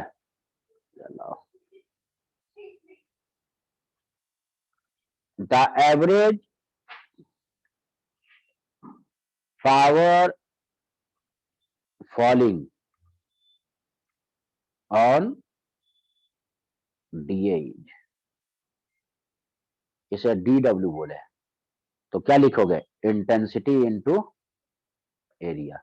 और इंटेंसिटी कितना हो जाएगा, ये पॉइंट सोर्स है, अब पॉइंट सोर्स से आर डिस्टेंस पे है ना, इंटेंसिटी जो होगा W डिवाइडेड बाई कितना, 4 पाई आर स्क्वायर। याद है स्फेरिकल सरफेस का यही ना एरिया होता है। Yes, sir. क्या जी कोई problem? W divided by 4 pi R square ही ना होगा कि W divided by 2 pi R square होगा? हर्ष, नहीं सर, आधा ऐसे. हर्ष क्या होगा? नहीं है सर हर्ष. अच्छा हर्ष नहीं है, लक्ष्य है। सर 2 पाई आर का होना चाहिए. 2 अरे पाई आर 2 सर पाई होना आर चाहिए. स्क्वायर, एनर्जी क्या नीचे है तो केवल ये नीचे ही जाएगा, ऊपर नहीं जाएगा एनर्जी रेडिएशन है। पॉइंट सोर्स के केस में इंटेंसिटी क्या सर लिखा है, फोर्स तो 2 पाई आर स्क्वायर ही देगा ना. W डिवाइडेड बाय कितना, W divided by 4 pi R square, ये इंटेंसिटी हुआ।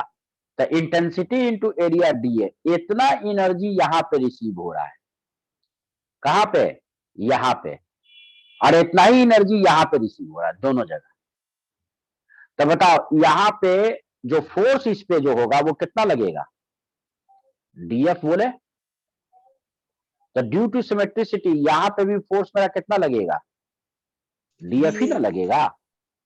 अब बताओ ये क्या है, कंप्लीटली रेडिएशन जो हो रहा है वो नॉर्मल गिर रहा है, नॉर्मल के लॉन्ग, यही तो लाइन मेरा नॉर्मल है, और यही वाला लाइन क्या है, नॉर्मल है सर. नॉर्मल भी है? तो एंगल ऑफ इंसिडेंट 0 हुआ, तो एंगल ऑफ रिफ्लेक्शन भी तो 0 होगा। जिस लाइन पे इंसिडेंट हुआ उसी लाइन पे ये वापस लौटेगा, क्योंकि कंप्लीटली रिफ्लेक्टिंग सरफेस है। तो बताओ थीटा यहाँ पे 0 हो गया। क्या बोले थे, रिफ्लेक्ट, अगर लाइट रिफ्लेक्ट हो रहा है तो फोर्स कितना लिखेंगे, D W cos theta by C, याद आया है? तो फोर्स ऑन डीए कितना हो जाएगा, by radiation, force on DA by radiation, इसे डीएफ बोले। तो डीएफ इज इक्वल टू कितना, 2 डी डब्ल्यू कॉस थीटा। अब थीटा यहां पे कितना है, 0 डिग्री है, डिवाइडेड बाई सी। यानी कि कितना हो गया, ऊपर से डी डब्ल्यू का वैल्यू लाके हम लोग पुट कर देते हैं, तो ये हो गया डब्ल्यू डिवाइडेड बाई 2πr², है ना, और साथ में नीचे क्या है, सी है, और ऊपर में क्या हो गया, डी है। देखो देखो कैलकुलेशन सही है ना सब, है? Yes sir. तो नेट फोर्स कितना हो जाएगा जी हेमिस्फेरिकल सरफेस पे, तो देख सकते हो आमने सामने, इसको हम लोग क्या करेंगे, ब्रेक करेंगे फोर्सेस को वर्टिकल लाइन के अलोंग और हॉरिजॉन्टल डायरेक्शन में। ये एंगल को अगर हम थीटा बोल रहे हैं, इस एंगल को क्या बोल रहे हैं, थीटा, तो देख सकते हो ये एंगल मेरा थीटा है, ये एंगल मेरा क्या है, थीटा है। तो डीएफ कॉस थीटा दोनों वर्टिकली डाउनवर्ड है दोनों जगह से, है ना, है? साइन कंपोनेंट एक दूसरे के अपोजिट है, डीएफ साइन थीटा, इधर भी डीएफ साइन थीटा, तो यानी कि साइन कंपोनेंट एक दूसरे को कैंसिल कर देगा, उसके वजह से तो फोर्स होगा नहीं, तो फोर्स केवल किसके वजह से होगा, है? बोलो, फोर्स किसके वजह से होगा, cos थीटा के सर कारण। कॉस कंपोनेंट की वजह से होगा। तो इसलिए नेट फोर्स अब हम लोग लिखे हेमिस्फेरिकल सरफेस पे, the net force on hemisphere is F equal to, उसके कॉस कंपोनेंट को इंटीग्रेट करना पड़ेगा, डीएफ कॉस थीटा, है ना। तब यानी कि क्या गया, W और 2πr²c सब कांस्टेंट है, बाहर आ जाएगा, अंदर रह गया DA cos theta. Cos theta को भी बाहर इंटीग्रेशन के बाहर नहीं ला सकते हैं, क्यों, क्योंकि अलग अलग जगह पे जो एरिया होगा उसका एंगल जो थीटा होगा ये बदलेगा ना वर्टिकल से, बदलेगा ना सब जगह, तो थीटा भी वेरिएबल है, और डीए कैसे निकलेगा ये, इसका इंटीग्रेशन डीए कॉस थीटा का, बोलो कैसे आएगा, क्या चीज़ है सर? आए बोलो, डीए कॉस थीटा कैसे निकलेगा इसका इंटीग्रेशन, बेटा एरिया वेक्टर क्वांटिटी है जिसका डायरेक्शन किधर होता है, नॉर्मल की तरफ होता है, यही ना, है?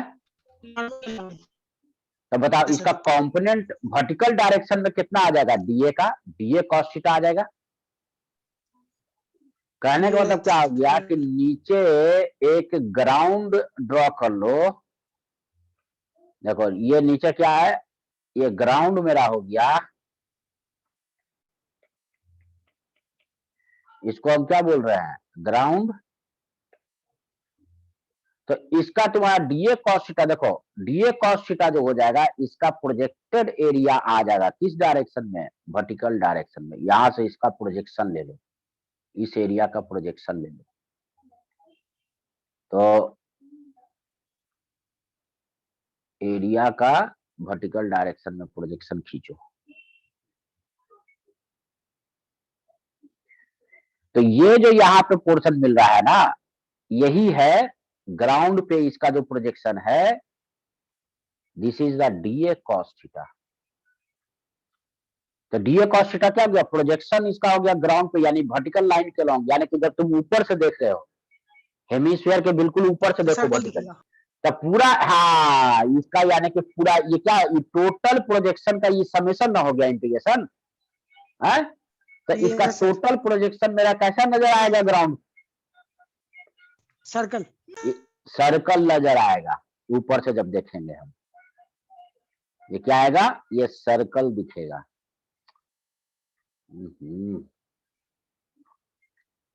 ये एक सर्कल दिखाई पड़ेगा।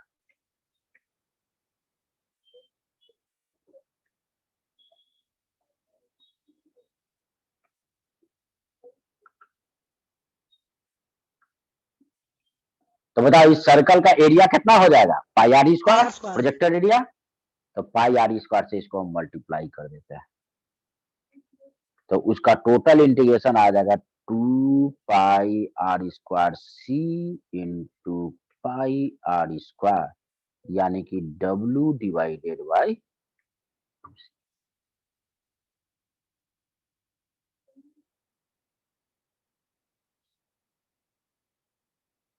ठीक है, बताओ कोई प्रॉब्लम? बोलो। कोई दिक्कत नहीं है सर, कोई दिक्कत नहीं है, समझ गया साहब? एकदम साफ है सर सब कुछ।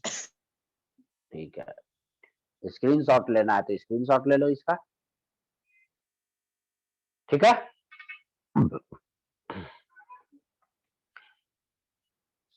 अभी एक क्वेश्चन और देखते हैं। यस उसके बाद सर। क्लास खत्म।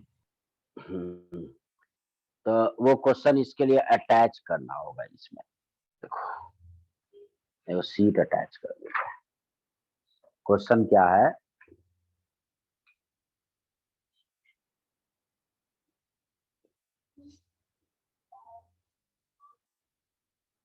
देखो एक स्फेरिकल सरफेस है,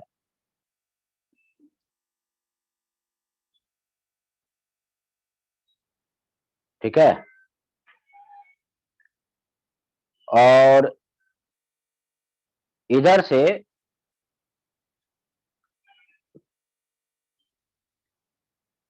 पैरेलल बीम ऑफ लाइट इस स्फीयर पे आके फॉल कर रहा है।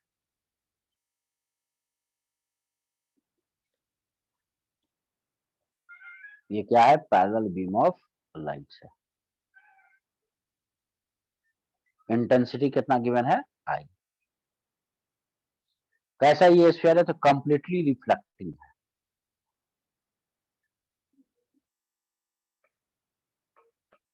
Completely reflecting surface. इसका रेडियस है are.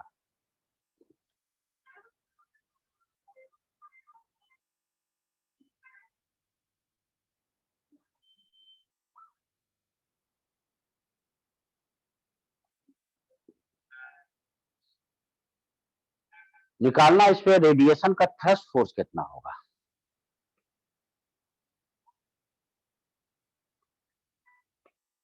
Find the thrust force of radiation on sphere।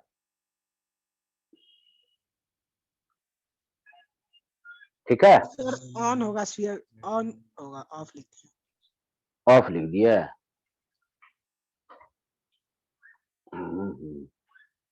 Sir के स्ट्रांग हो गया। आए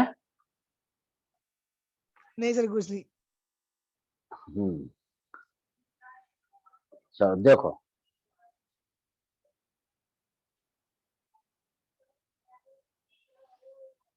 इसको प्रोसीड करें प्रॉब्लम को हम लोग, है ना? क्या करेंगे?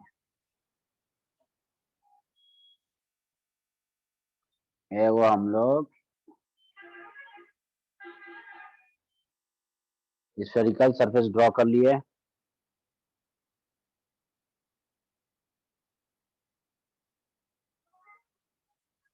ये सेंटर ले लिए इसको,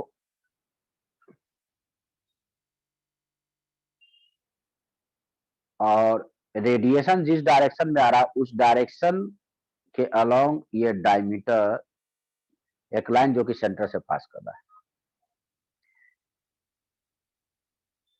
इसको हम रेफरेंस लाइन बोले। तो रेडिएशन तुम्हारा क्या हो रहा है, ये यहां से जो स्फीयर पे देखो चारों तरफ जो थीटा एंगल पे रेडिएशन आ रहा है, जैसे मान यहाँ पे दिखाते हैं वो लाइन हम लोग ड्रॉ करें, चलो एक वर्टिकल लाइन ड्रॉ कर देते हैं यहाँ पे, ये वाला और ये वाला, बताओ दो प्लेन्स के बीच में इंटरसेक्शन ये मेरा कैसा मिलेगा, ये वाला जो इंटरसेक्शन होगा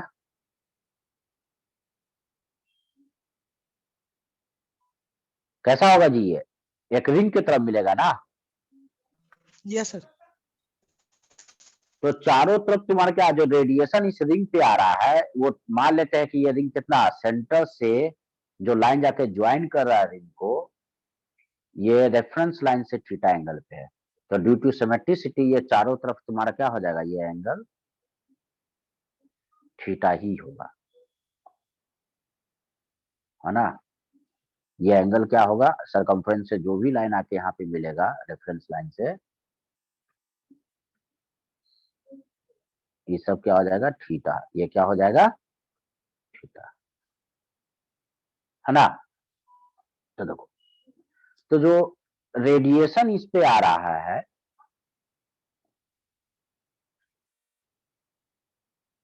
जो रेडिएशन जो आ रहा है इसी को जाके पकड़ रहा है,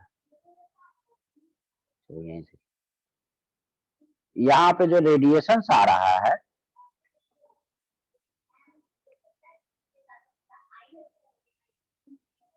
तो इस रिंग पे एनर्जी कितना रिसीव हो रहा है, सबसे पहले ये हम लोग कैलकुलेट करें।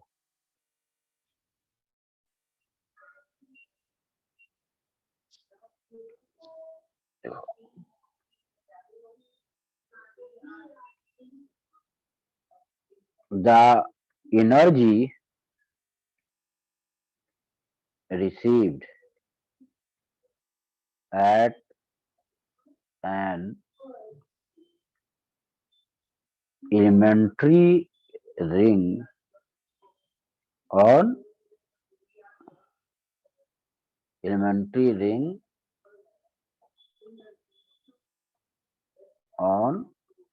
sphere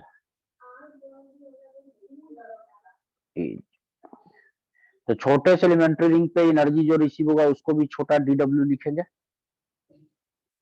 बताओ तो कितना एनर्जी रिसीव हो रहा है, इंटेंसिटी आई है ना जी, बोलो। और इस रिंग का एरिया कितना होगा, क्या हो गया, शांत हो गया तुम लोग। Yes sir.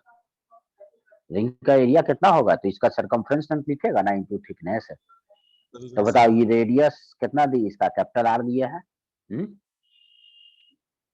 तो बताओ ये रिंग का रेडियस कितना हो जाएगा, आर साइन थीटा। तो सरकमफ्रेंस लेंथ कितना हो गया, 2 2 pi R sine theta into ये वाला थिकनेस। बताओ ये वाला थिकनेस कितना, ये थिकनेस है, तो ये मान लेते हैं कि थीटा एंगल पे फर्दर जो दूसरा लाइन जो हम लोग मिला ये डी थीटा कितना बना रहा है यहाँ पे, डी थीटा, ये यहाँ से यहाँ ये लाइन ड्रॉ किए, ये इसको मिलाए, इस एंगल को हम डी थीटा बोल रहे हैं। तो ये कितना हो गया, are D theta, R D theta, और हो गया ये एनर्जी रिसीव, बोलो यही होगा ना जी। No sir. नो सर, तो क्या होगा बोलो। सर लक्ष्य नहीं पूछिए, बोलो लक्ष्य क्या होगा, जब नो बोल रहा है तो तुम उसका जवाब दो। सर सोच रहे हैं, लेकिन शायद से हमको लग रहा है कुछ और भी होना चाहिए। ये कुछ और ही होगा एक्चुअली बेटा, तुम्हारा क्या है कि cos थीटा भी आना चाहिए सर एक और। यहाँ पे देखो ये ना इसका नॉर्मल लाइन है इस एरिया का, ये है नॉर्मल,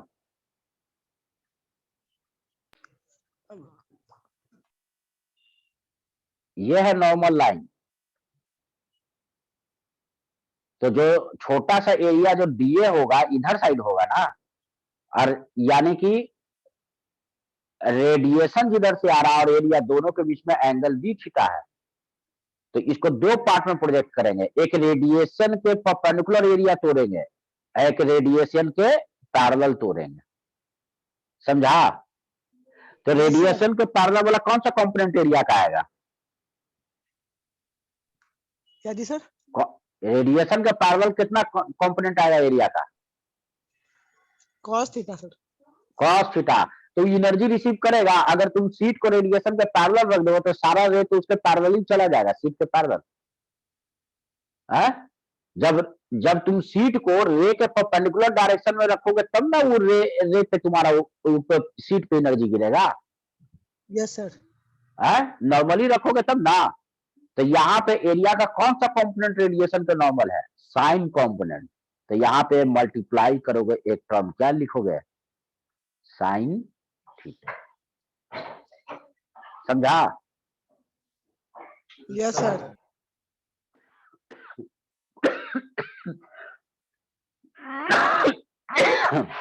यहाँ तक कोई प्रॉब्लम नहीं? No sir. है ना? अब देखो रेडिएशन इधर से आया थीटा एंगल पे, कंप्लीटली रिफ्लेक्टिंग है, तो कितना एंगल पे रिफ्लेक्ट हो जाएगा? थीटा एंगल पे ही रिफ्लेक्ट हो जाएगा। तो ये मान लेते हैं कि थीटा एंगल पे इधर कहीं पे चला गया, इधर थीटा पे आया और ये थीटा इधर चला गया, इधर कहीं चला गया।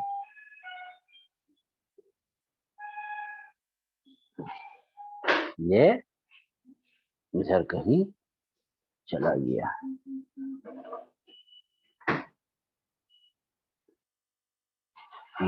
नॉर्मल लाइन, थीटा एंगल, और तो ये भी कितना एंगल हो जाएगा? ये भी थीटा हो जाएगा, ये भी थीटा हो जाएगा, और ये भी थीटा हो जाएगा ना।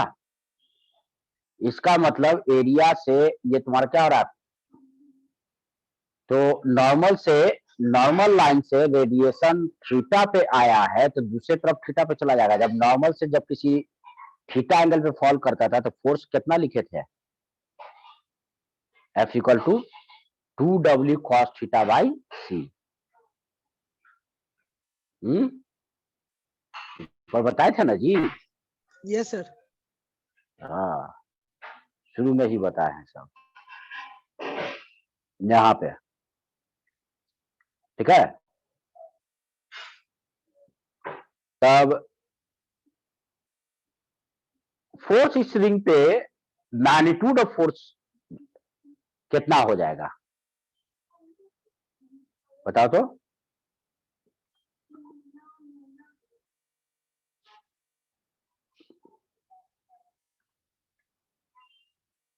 द फोर्स एक्टिंग ऑन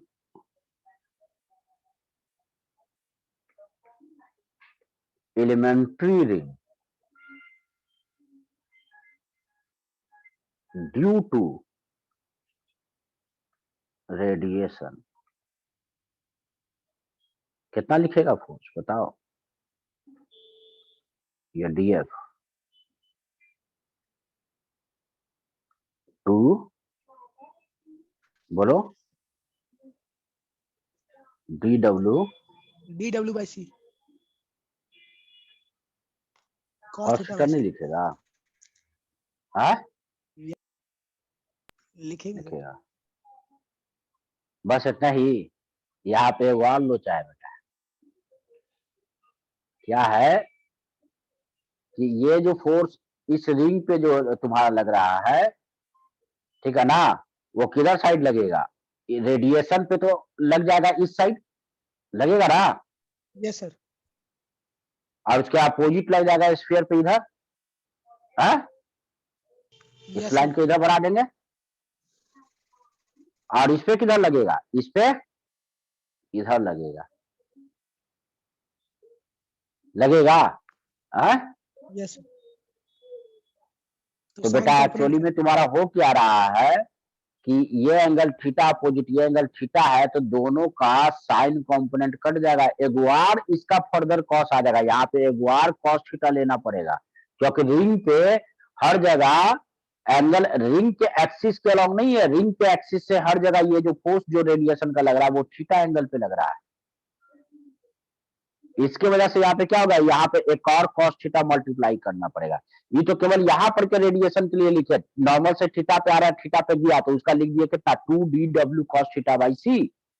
लेकिन ये रिंग पे तुम्हारा चारों तरफ जो फोर्स डाला हुआ इसके सरकमफ्रेंस पे, उस सब पीछे सेंटर की तरफ बढ़ाने पे ये खुद एक दूसरे से कितना एंगल बना दे रहा है, एक्सिस से चारों तरफ ये एंगल जो कॉनिकल फॉर्म में ये आ रहा है, और चारों तरफ ये एंगल कितना बना है डी थीटा। theta। तो इसका तुम्हारा क्या होगा, इधर से जो भी कंपोनेंट आ रहा है ये तुम्हारा जो रेफरेंस लाइन के परपेंडिकुलर डायरेक्शन में सारा वाला फोर्स कट जाएगा साइन वाला, और कॉस वाला एक और आ जाएगा, यानी कॉस का फर्दर कॉस कंपोनेंट लेना पड़ेगा। तो यहाँ पे तुमको और क्या मल्टीप्लाई करना पड़ेगा, कॉस थीटा का एक और टर्म मल्टीप्लाई करना पड़ेगा, समझा? Yes sir. तो एक्चुअली में यहाँ पे हमको चारों तरफ से रेडिएशन का जो फोर्स है ऐसे चाहे ऐसे ये सब जो है एंगल कितना बना रहा है, थीटा थीटा बना रहा है ना, ये फोर्स। तो ये जो हम लोग जो मोमेंटम के चेंज की वजह से जो फोर्स लिखे ये सब कहाँ पे है, ये सब नॉर्मल लाइन के लॉन्ग है, और चूंकि हर नॉर्मल डिफरेंट डायरेक्शन में है जिसके वजह से, लेकिन हर नॉर्मल रेफरेंस लाइन से थीटा एंगल बना रहा है, तो सबका फर्दर कॉस कंपोनेंट ही केवल एग्जिस्ट करेगा, साइन कंपोनेंट क्या होगा, एक दूसरे को काट देगा, ठीक है, कैंसिल कर देगा। तब यहाँ पे हम लोग एक और टर्म मल्टीप्लाई करेंगे, किसका, कॉस का, कॉस थीटा। तो दो गो कॉस थीटा हो गया इसमें, है ना, और यहाँ पे हम लोग डी डब्ल्यू का वैल्यू निकाल चुके हैं। यहाँ पे कितना है 2 pi R sine theta R D theta into sine theta.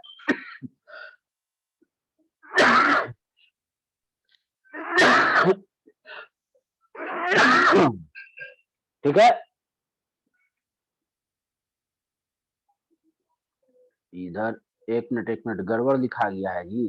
यहाँ पे ये एरिया डीए किधर था, यहाँ पे एक मिनट, डीए इधर नॉर्मल के लॉन्ग है ना, एरिया का डायरेक्शन कौन होता है,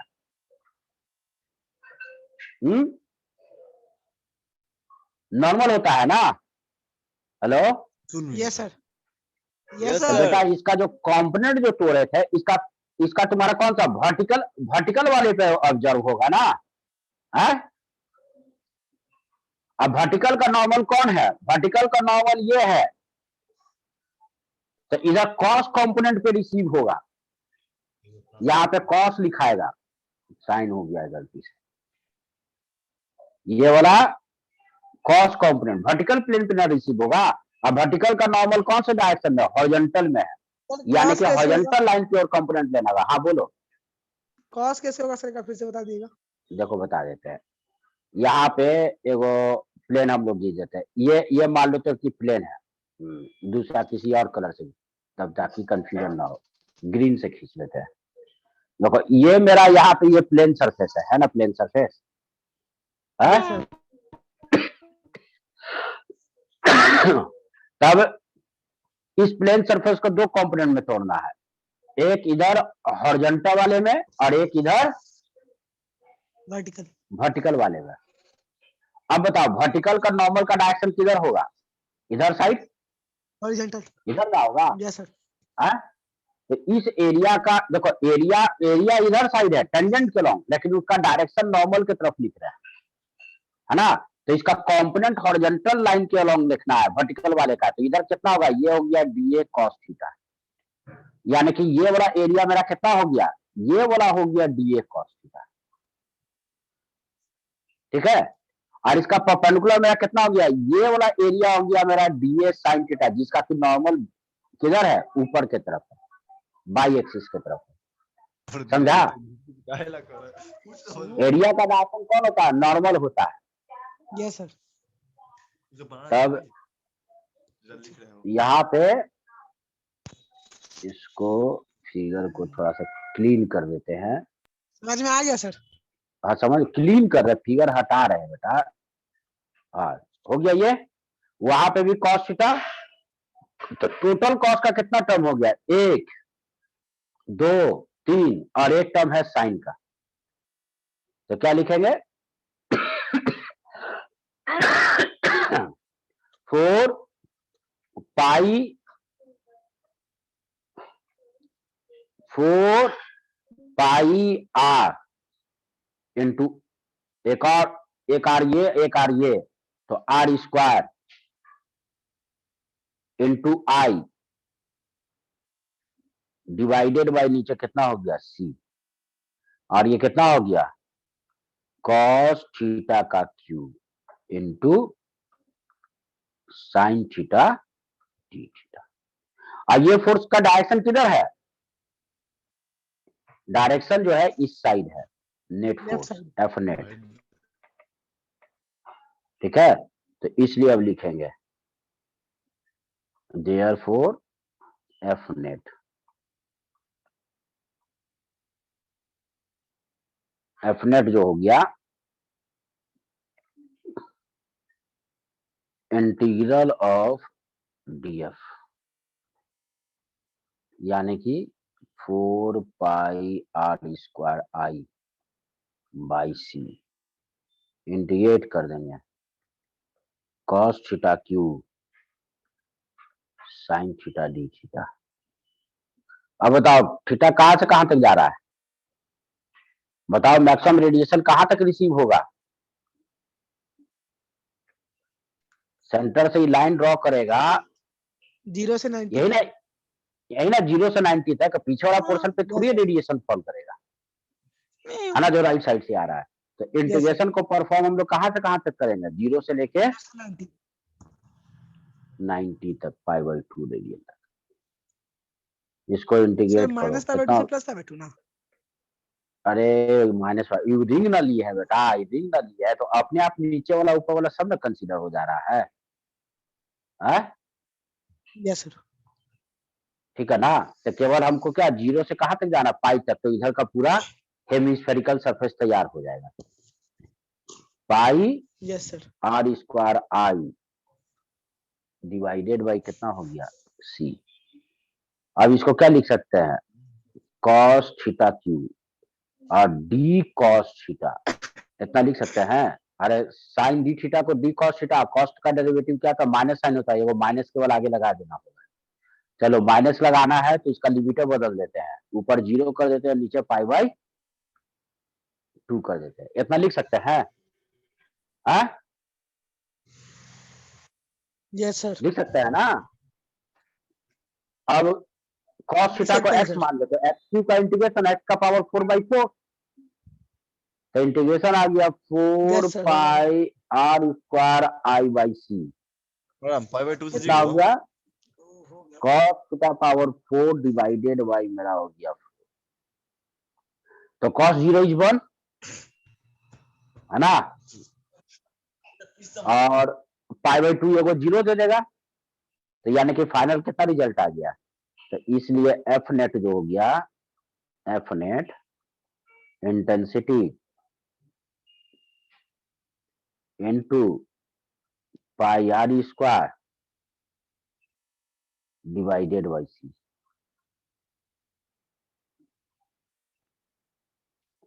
ठीक है, या यहाँ पे इसको ऐसे लिख देते हैं, इसको intensity into pi R square by C, ये क्या हो गया आंसर हो गया। बताओ कोई प्रॉब्लम किसी को, बोलो। No sir.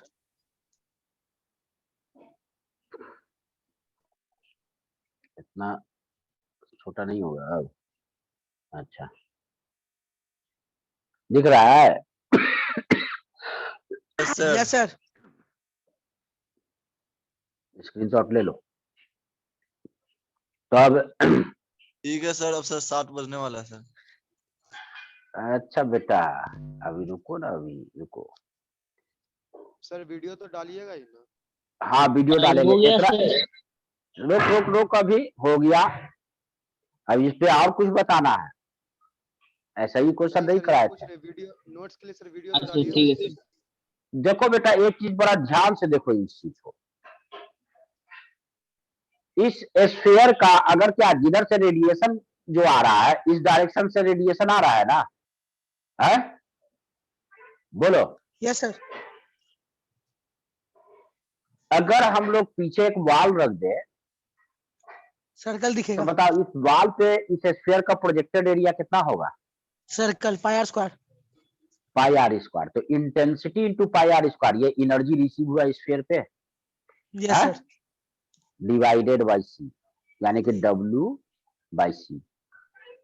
ठीक है ना? ये रिफ्लेक्टिंग वाले केस में आया ना रिजल्ट।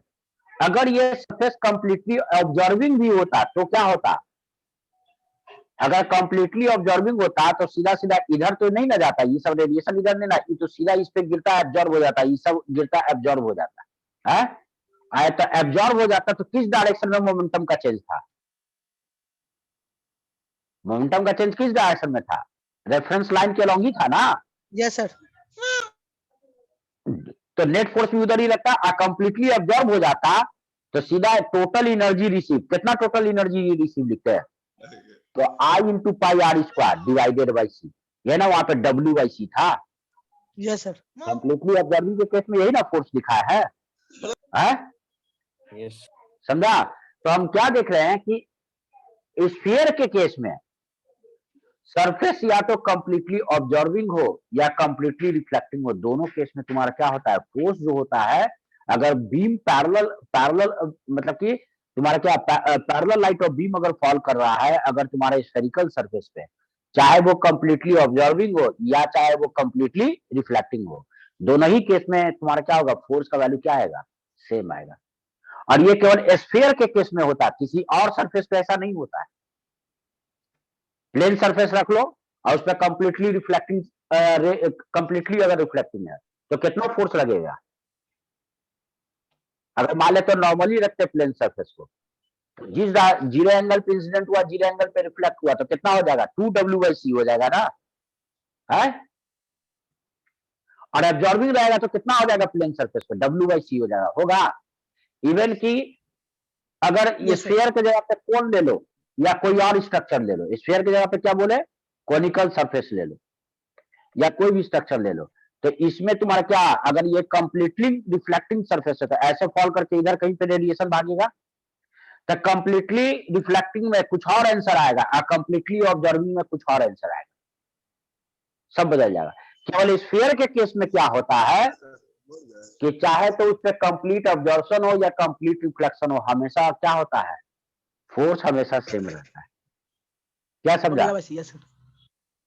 आई केवल किसके केस में ऐसा रहता है? Sphere. Only for spherical surface. Spherical surface के अलावा अगर कोई और सरफेस होगा तो उस केस में ये रिजल्ट नहीं वैलिड होता है। उस केस में तो फिर क्या, रिफ्लेक्टिंग सरफेस के लिए कुछ और फोर्स आएगा रिफ्लेक्टिंग सरफेस पे रेडिएशन का, और ऑब्जर्विंग सरफेस पे कुछ और फोर्स आएगा। तो अब देखो, अब इसको दोनों को कंबाइंड करते हैं, जब इस पे कंप्लीटली पे भी उतना ही फोर्स है और रिफ्लेक्टिंग पे भी उतना ही फोर्स है। मान लेते हैं ये जो स्फेरिकल सरफेस है ये 60% रिफ्लेक्टिंग है और 40% ऑब्जर्विंग है, तो नेट फोर्स कितना आएगा? तो भी उतना ही आएगा बेटा, आंसर नहीं चेंज होगा। क्यों? रीजन ये है कि स्फीयर के केस में रिफ्लेक्टिंग में भी उतना ही फोर्स आता है और ऑब्जर्विंग में भी उतना ही फोर्स आता है ना? तो इतना का 60%, 0.60, ये फोर्स लगेगा किसके वजह से? रिफ्लेक्टेड के वजह से, ठीक है। और इतना ही का 40% ये किसके वजह से फोर्स लगेगा? ऑब्जर्विंग रे के वजह से, जो उस पर रेडिएशन एब्जॉर्ब हो जा रहा है, और जब दोनों का सम कर देंगे तो 0.60 और 0.40 कितना आ जाएगा, 1 ही आ जाएगा ना फैक्टर है। तो कहने का मतलब ये कंप्लीटली ऑब्जर्विंग हो, कंप्लीटली रिफ्लेक्टिंग हो, या पार्शियली ऑब्जर्विंग या पार्शियली रिफ्लेक्टिंग हो, तो हर केस में स्फेरिकल सरफेस पे जो रेडिएशन का जो फोर्स होगा पैरेलल बीम ऑफ लाइट का ऑलवेज सेम होगा। वो कितना मिलेगा, I into pi R square by C मिलेगा। समझ गया? बोलो। तो नोट में इसे लिख यस सर। हाँ, तो हम यहाँ पे नोट में लिख देते हैं, ठीक है। नोट है वो तैयार हो जाएगा तुम्हारा। देखो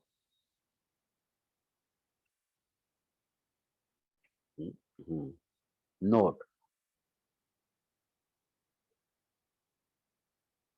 दिल में फिर तो जगह अरेंजमेंट की जगह।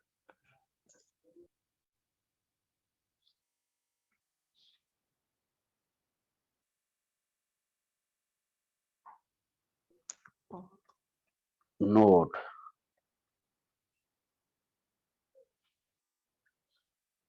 For a spherical body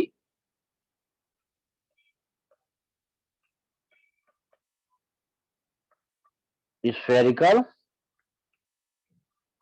body, the thrust force of radiation of parallel beam on the body is I into pi r square upon c.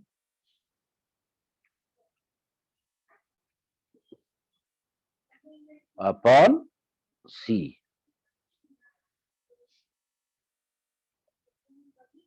Either it is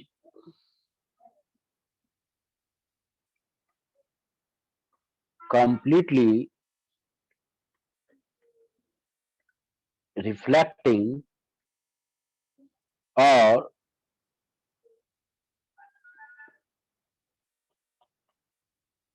completely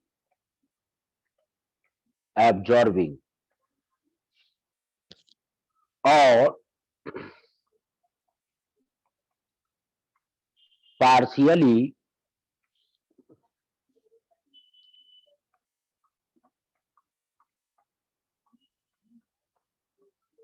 reflecting or partially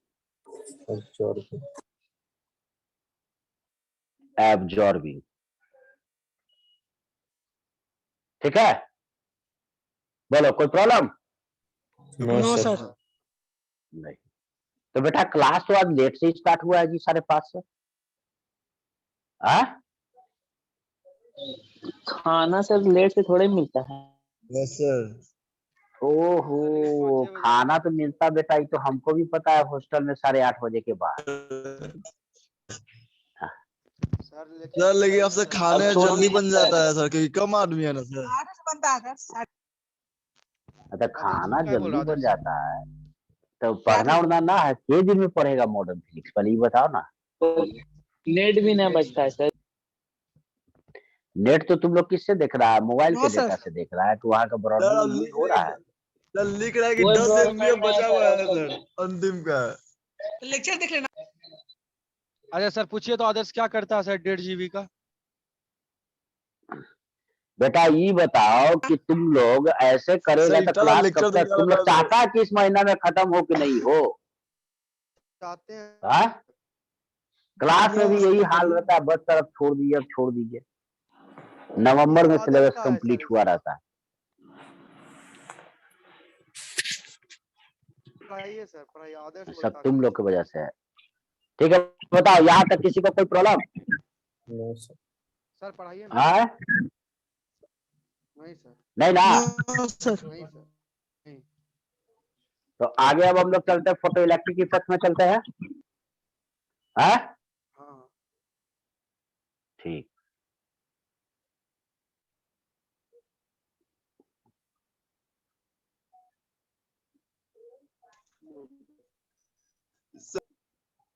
हाँ जी बोलिए। Sir मैं लिख नहीं पा रहा note से, थोड़ा फिर से एक बार नोट लिखवा दीजिए ना सर। वीडियो से लिख लेना ना। अच्छा लिखिए, लिखिए नोट।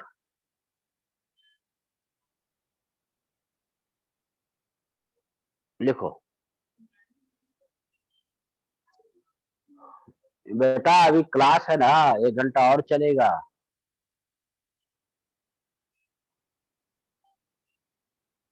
और 2.5 घंटे का क्लास है, पता है ना तुम लोगों को। सर आधे घंटा और न चलेगा, 2 घंटा तो हो गया। अरे 2 घंटा छोड़ो ना, 2.5 घंटा 3 घंटा पढ़ लोगे तो तुम लोग को प्रॉब्लम है। सर ये बोलिए ना सर, तो मेंशन ही मत कीजिए टाइम, बोलिए 1 घंटा और चलेगा। सर एक बार सेकंड लास्ट क्वेश्चन भी दिखा दीजिएगा सर। टाइम मेंशन काची कर रहा है। तुम लोग बेटा आज तक टाइम से पढ़ा रहता तो नवंबर में सिलेबस कंप्लीट रहता है। बस सर छोड़ दीजिए सर, 2 क्वेश्चन से सब क्या होगा आदर्श सर, सर, अगले क्लास में करा आदर्श सर, दीजिएगा। क्लास में भी तो आदर्श सर सर। क्लास में हम सर कभी भी सर सर हाँ आदर्श कोई भूख लगता सब। चलो लिख लिया। सर क्या करें सर, नेटे नहीं है सर, क्वेश्चन कैसे नंबर पढ़ेंगे सर। सर क्वेश्चन नंबर 3 भी एक बार दिखा दीजिए सर, उसका भी स्क्रीनशॉट ले लीजिए। क्वेश्चन नंबर 3 भी दिखा दें। लो ये क्वेश्चन नंबर 4 है, इसका सॉल्यूशन का स्क्रीनशॉट कर दो पहले। ले लिया? Yes sir. ले लिया ना? अब यस सर। ये 3 का स्क्रीनशॉट ले लो। लो ले लिया यस सर। हो गया? Yes sir. Hmm yes sir. Yes sir. Yes sir.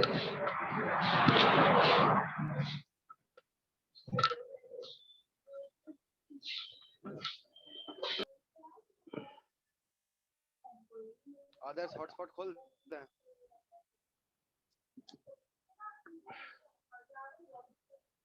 देखो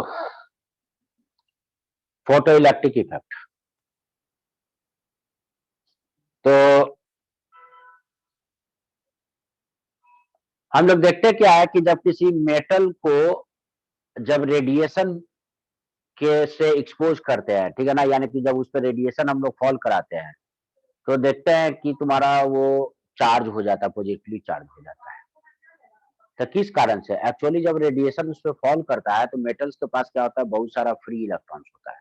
तो ये फ्री इलेक्ट्रॉन्स क्या होता है, जैसे ही तुम्हारे क्या होता है, उसको रेडिएशन से एनर्जी, हम लोग जानते हैं फोटोन के पास एनर्जी होता है H × न्यू। तो एनर्जी अगर वो रिसीव करता है तो उसके पास अगर एनर्जी इतना ज्यादा है कि वो फ्री इलेक्ट्रॉन्स कंडक्टर के फील्ड को एस्केप करके बाहर निकल सके, यानी कि एक मिनिमम एनर्जी होता है कि कम से कम उसको एक मिनिमम एनर्जी मिलना चाहिए ताकि वो कंडक्टर का जो पोटेंशियल बैरियर है, यानी कि उसको क्रॉस करके कंडक्टर को छोड़ के एक बार निकल गया तो फिर कंडक्टर उसको खींच नहीं सकता इलेक्ट्रॉन्स को, यानी कि उसके फील्ड से इतना दूर चला गया कि वो इसके लिए इंफिनिटी हो गया, उसके सरफेस के बाहर आ गया एक बार तो उसको वापस नहीं खींच सकता है। तो मिनिमम एनर्जी एक तुम्हारा चाहिए, मतलब फोटोन में एक मिनिमम एनर्जी होना चाहिए हर फोटोन्स का, ताकि वो फोटोन का एनर्जी ऑब्जर्व करने के बाद कंडक्टर के सरफेस को छोड़ के वो हमेशा के लिए कंडक्टर से बाहर निकल जाए। तो इसे हम लोग क्या बोलते हैं, इसी को हम लोग उसको वर्क फंक्शन बोलते हैं, है ना।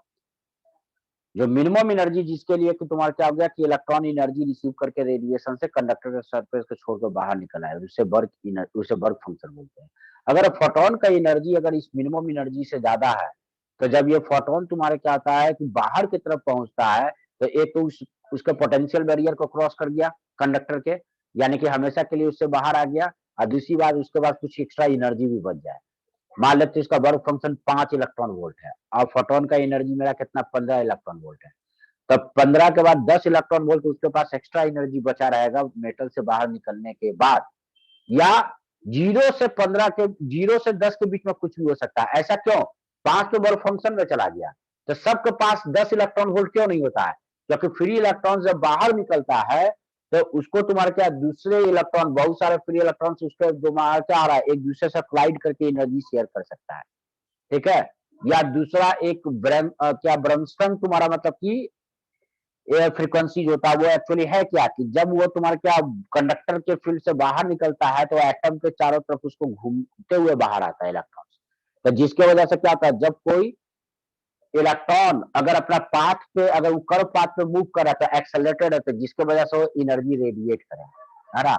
तो वही जो एनर्जी जो रेडिएट करता है एटम के सराउंडिंग या फील्ड में, तो उसी को हम लोग क्या बोलते हैं, उसका वर्क फंक्शन बोलते हैं। और एक बार वर्क फंक्शन के बाहर निकल आया तो वो निकलते समय क्या होता है, बहुत सारा जो फ्री इलेक्ट्रॉन एक दूसरे से कॉलिजन की वजह से क्या होता है कि इलेक्ट्रॉन का एनर्जी दूसरा इलेक्ट्रॉन भी शेयर कर लेता है। और कुछ ऐसा हो सकता है कि फील्ड के बाहर निकलते निकलते उसके पास ऑलमोस्ट जो एक्स्ट्रा 10 वोल्ट काइनेटिक एनर्जी रहना चाहिए वो सब कॉलिजन में लॉस हो जाए, क्योंकि जरूरी कि एक ही कॉलिजन हो, वो मेटल सरफेस से बाहर निकलते निकलते हो सकता है उसका मल्टीपल कॉलिजन हो। इस कॉलिजन की वजह से क्या होगा, उसका सारा एनर्जी हो सकता है कि 15 इलेक्ट्रॉन वोल्ट तुम्हारा क्या रेडिएशन का एनर्जी था मेरा 15 इलेक्ट्रॉन वोल्ट, है ना। इसमें से 5 इलेक्ट्रॉन वोल्ट कहाँ चला गया, वर्क फंक्शन में, इसे 5 से रिप्रेजेंट करते हैं। उसके पास 10 इलेक्ट्रॉन वोल्ट बचना चाहिए था, किस लिए, तो उसके पास काइनेटिक एनर्जी के फॉर्म में, इसे maximum kinetic energy of electron बोलते हैं। कोई इलेक्ट्रॉन ऐसा भी हो सकता है कि वो निकलते समय किसी दूसरे इलेक्ट्रॉन से उसका कॉलिजन हो ही नहीं, है ना। तो कॉलिजन हो ही नहीं तो जिसकी वजह से क्या होगा, पूरा का पूरा उसको 10 इलेक्ट्रॉन वोल्ट एनर्जी लेके वो बाहर चला है। क्या होगा, पूरा का पूरा कितना 10 इलेक्ट्रॉन वोल्ट एनर्जी लेके वो वापस चला आएगा। लेकिन कुछ इलेक्ट्रॉन जब बाहर निकल रहा है सरफेस के बाहर तो हो सकता है दूसरा इलेक्ट्रॉन से यहाँ पे कोलाइड कर जाए, तो एनर्जी से शेयर हो जाएगा। फिर इधर मूव किया, हो सकता है इधर किसी और से कोलाइड कर जाए, तो फिर इधर ये मूव किया, फिर इधर किसी और इलेक्ट्रॉन से कोलाइड कर जाए, फिर इधर मूव किया, तो इस प्रोसेस में वो एनर्जी लूज करते जा रहा है। और निकलते निकलते ये भी हो सकता है कि उसके पास कोई एनर्जी ना बचे। हाँ, फील्ड के बाहर तो आ गया, यानी 5 इलेक्ट्रॉन फील्ड में खर्च हो गया और सारा कॉलिजन में भी 10 इलेक्ट्रॉन खर्च हो गया, तो उसके पास कितना रहेगा, 0।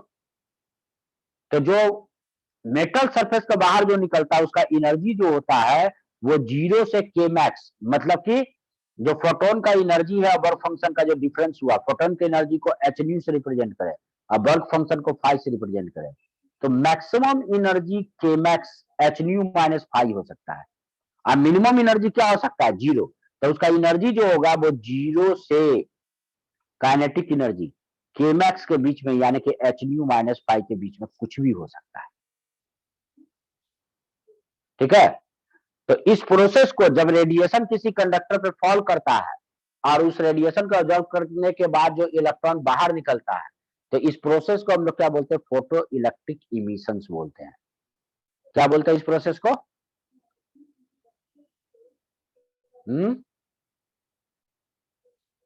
कहा गया जी लक्ष्य,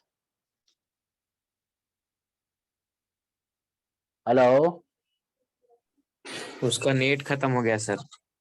और नेट खत्म हो गया, अच्छा छोड़ो, तो ये अगले दिन तब पढ़ाएंगे। तो नेट ही खत्म हो गया तो फिर बाद में क्या करेगा, अच्छा लेकिन यहाँ तक थ्योरी कंप्लीट कर देते, क्वेश्चन सब अगले दिन कराएंगे, है ना।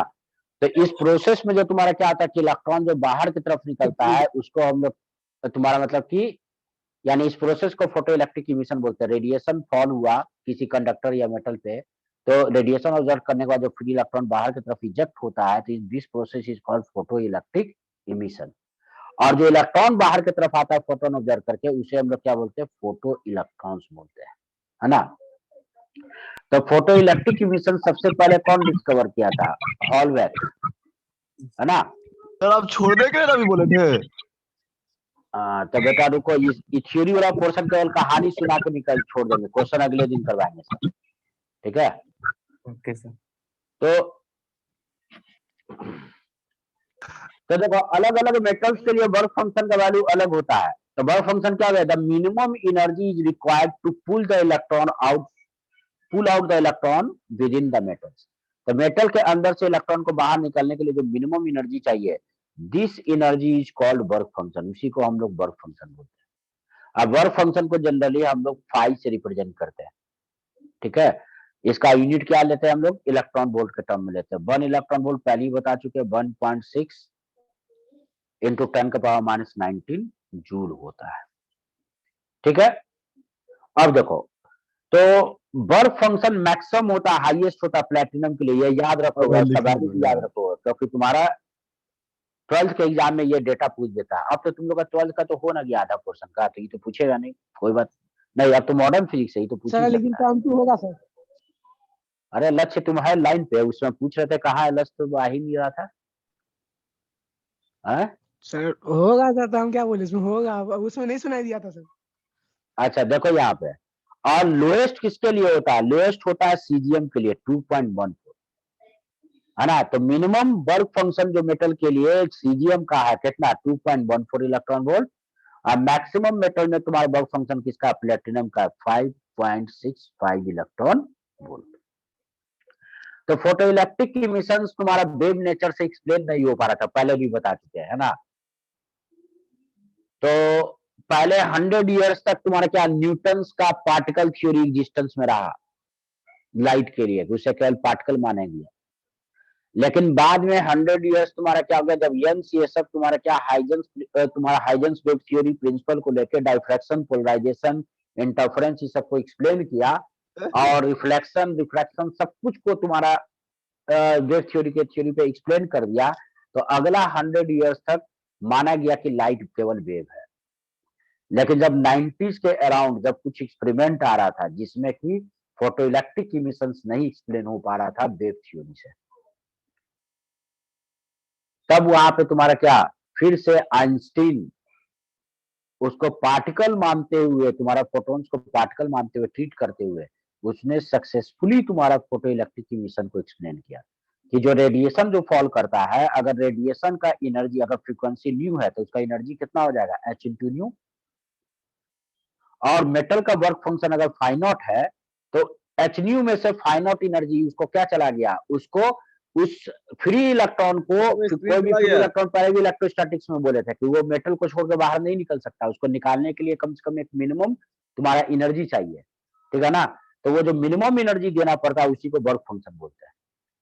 तो ये उसके अलावा जो एनर्जी उसके पास बच गया वो क्या रहना चाहिए, उसके पास काइनेटिक एनर्जी के फॉर्म में रहना चाहिए। लेकिन इसे बोला गया मैक्सिमम काइनेटिक एनर्जी, क्योंकि निकलते हुए पूरे प्रोसेस में क्या होता है, इलेक्ट्रॉन्स का हो सकता है एक भी कॉलिजन ना होता, तो पूरा का पूरा H nu minus phi naught इतना एनर्जी लेके वो बाहर निकल जाएगा, ठीक है ना, इतना।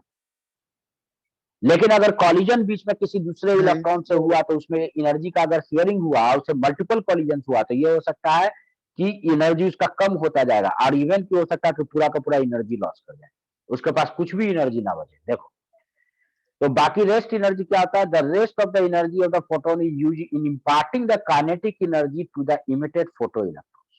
बाकी रेस्ट एनर्जी क्या होता है, काइनेटिक एनर्जी देने में चला जाता है, ये के मैक्स।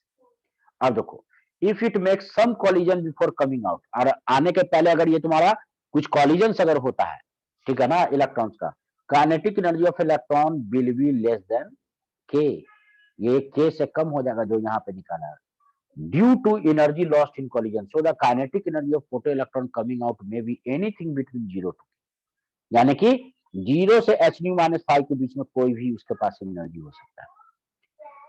देखो इसी फाइ नॉट को कितना लिखा गया है, फाइ नॉट को लिखा गया h into new not. New not क्या गया, मिनिमम ये फ्रीक्वेंसी हुआ जिसके लिए फोटो इलेक्ट्रिक इमिशन पास हो रहा है। इससे कम अगर एनर्जी होगा फोटोन के पास तब उस कंडीशन में क्या होगा, जब वो वर्की फंक्शन को ओवरकम नहीं कर पाएगा, यानी कि जो क्या हो गया, जो पोटेंशियल बैरियर जो मेटल प्लेट का है, जब इलेक्ट्रॉन उसी को ही ओवरकम नहीं कर पाएगा तो वो बाहर निकल ही नहीं सकता है, तो इसलिए फोटो इलेक्ट्रिक इमिशन नहीं होगा। इसलिए ये मिनिमम फ्रीक्वेंसी जो होना चाहिए फोटो इलेक्ट्रिक इमिशन के लिए वो न्यू नॉट के बराबर, इसी को क्या बोला गया है, थ्रेशोल्ड फ्रीक्वेंसी बोला गया। और इसी थ्रेशोल्ड फ्रीक्वेंसी के कॉरस्पॉन्डिंग जो वेवलेंथ होता है, तो वेवलेंथ कैसे निकालोगे लैम्डा को, तो न्यू इक्वल टू मेरा कितना होता है, सी इंटू लैम्डा, है ना। तो इसलिए लैम्डा हो जाएगा न्यू नॉट इंटू सी। तो इसके कॉरस्पॉन्डिंग जो थ्रेशोल्ड फ्रीक्वेंसी के कॉरस्पॉन्डिंग जो वेवलेंथ होता है उसको हम लोग क्या बोलते हैं, उसे थ्रेशोल्ड वेवलेंथ हम लोग बोलते हैं, ठीक है। ये हो गया। तो ठीक है, आज यहीं पे हम लोग छोड़ देते हैं क्लास को। बाकी अगले दिन हम लोग फोटो इलेक्ट्रिक इमिशन एक्सपेरिमेंट और उससे रिलेटेड प्रॉब्लम, अगले क्लास में पूरा फोटो इलेक्ट्रिक इमिशन कंप्लीट करना होगा। अगले क्लास में जब तक क्लास हम नहीं छोड़ते कोई नहीं बीच में बोलेगा कि अब रहने दीजिए, नहीं तो तुम लोग पिटाएगा, अब हॉस्टल खुलेगा ही ना, 5 ही तक ना बंद है, उसके बाद तो खुल ही जाएगा। ठीक है, बताओ कोई प्रॉब्लम किसी को कहीं पर?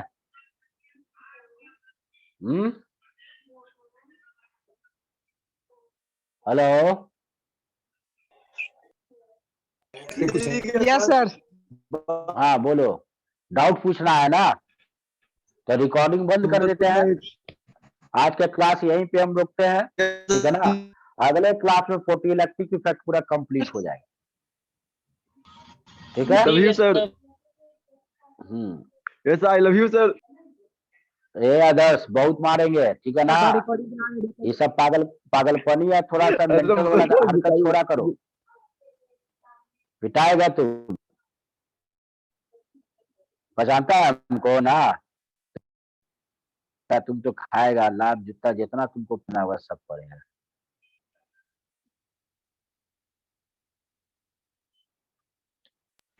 आइएगा सर बिल्डिंग में तो सर इससे मिल लीजिएगा।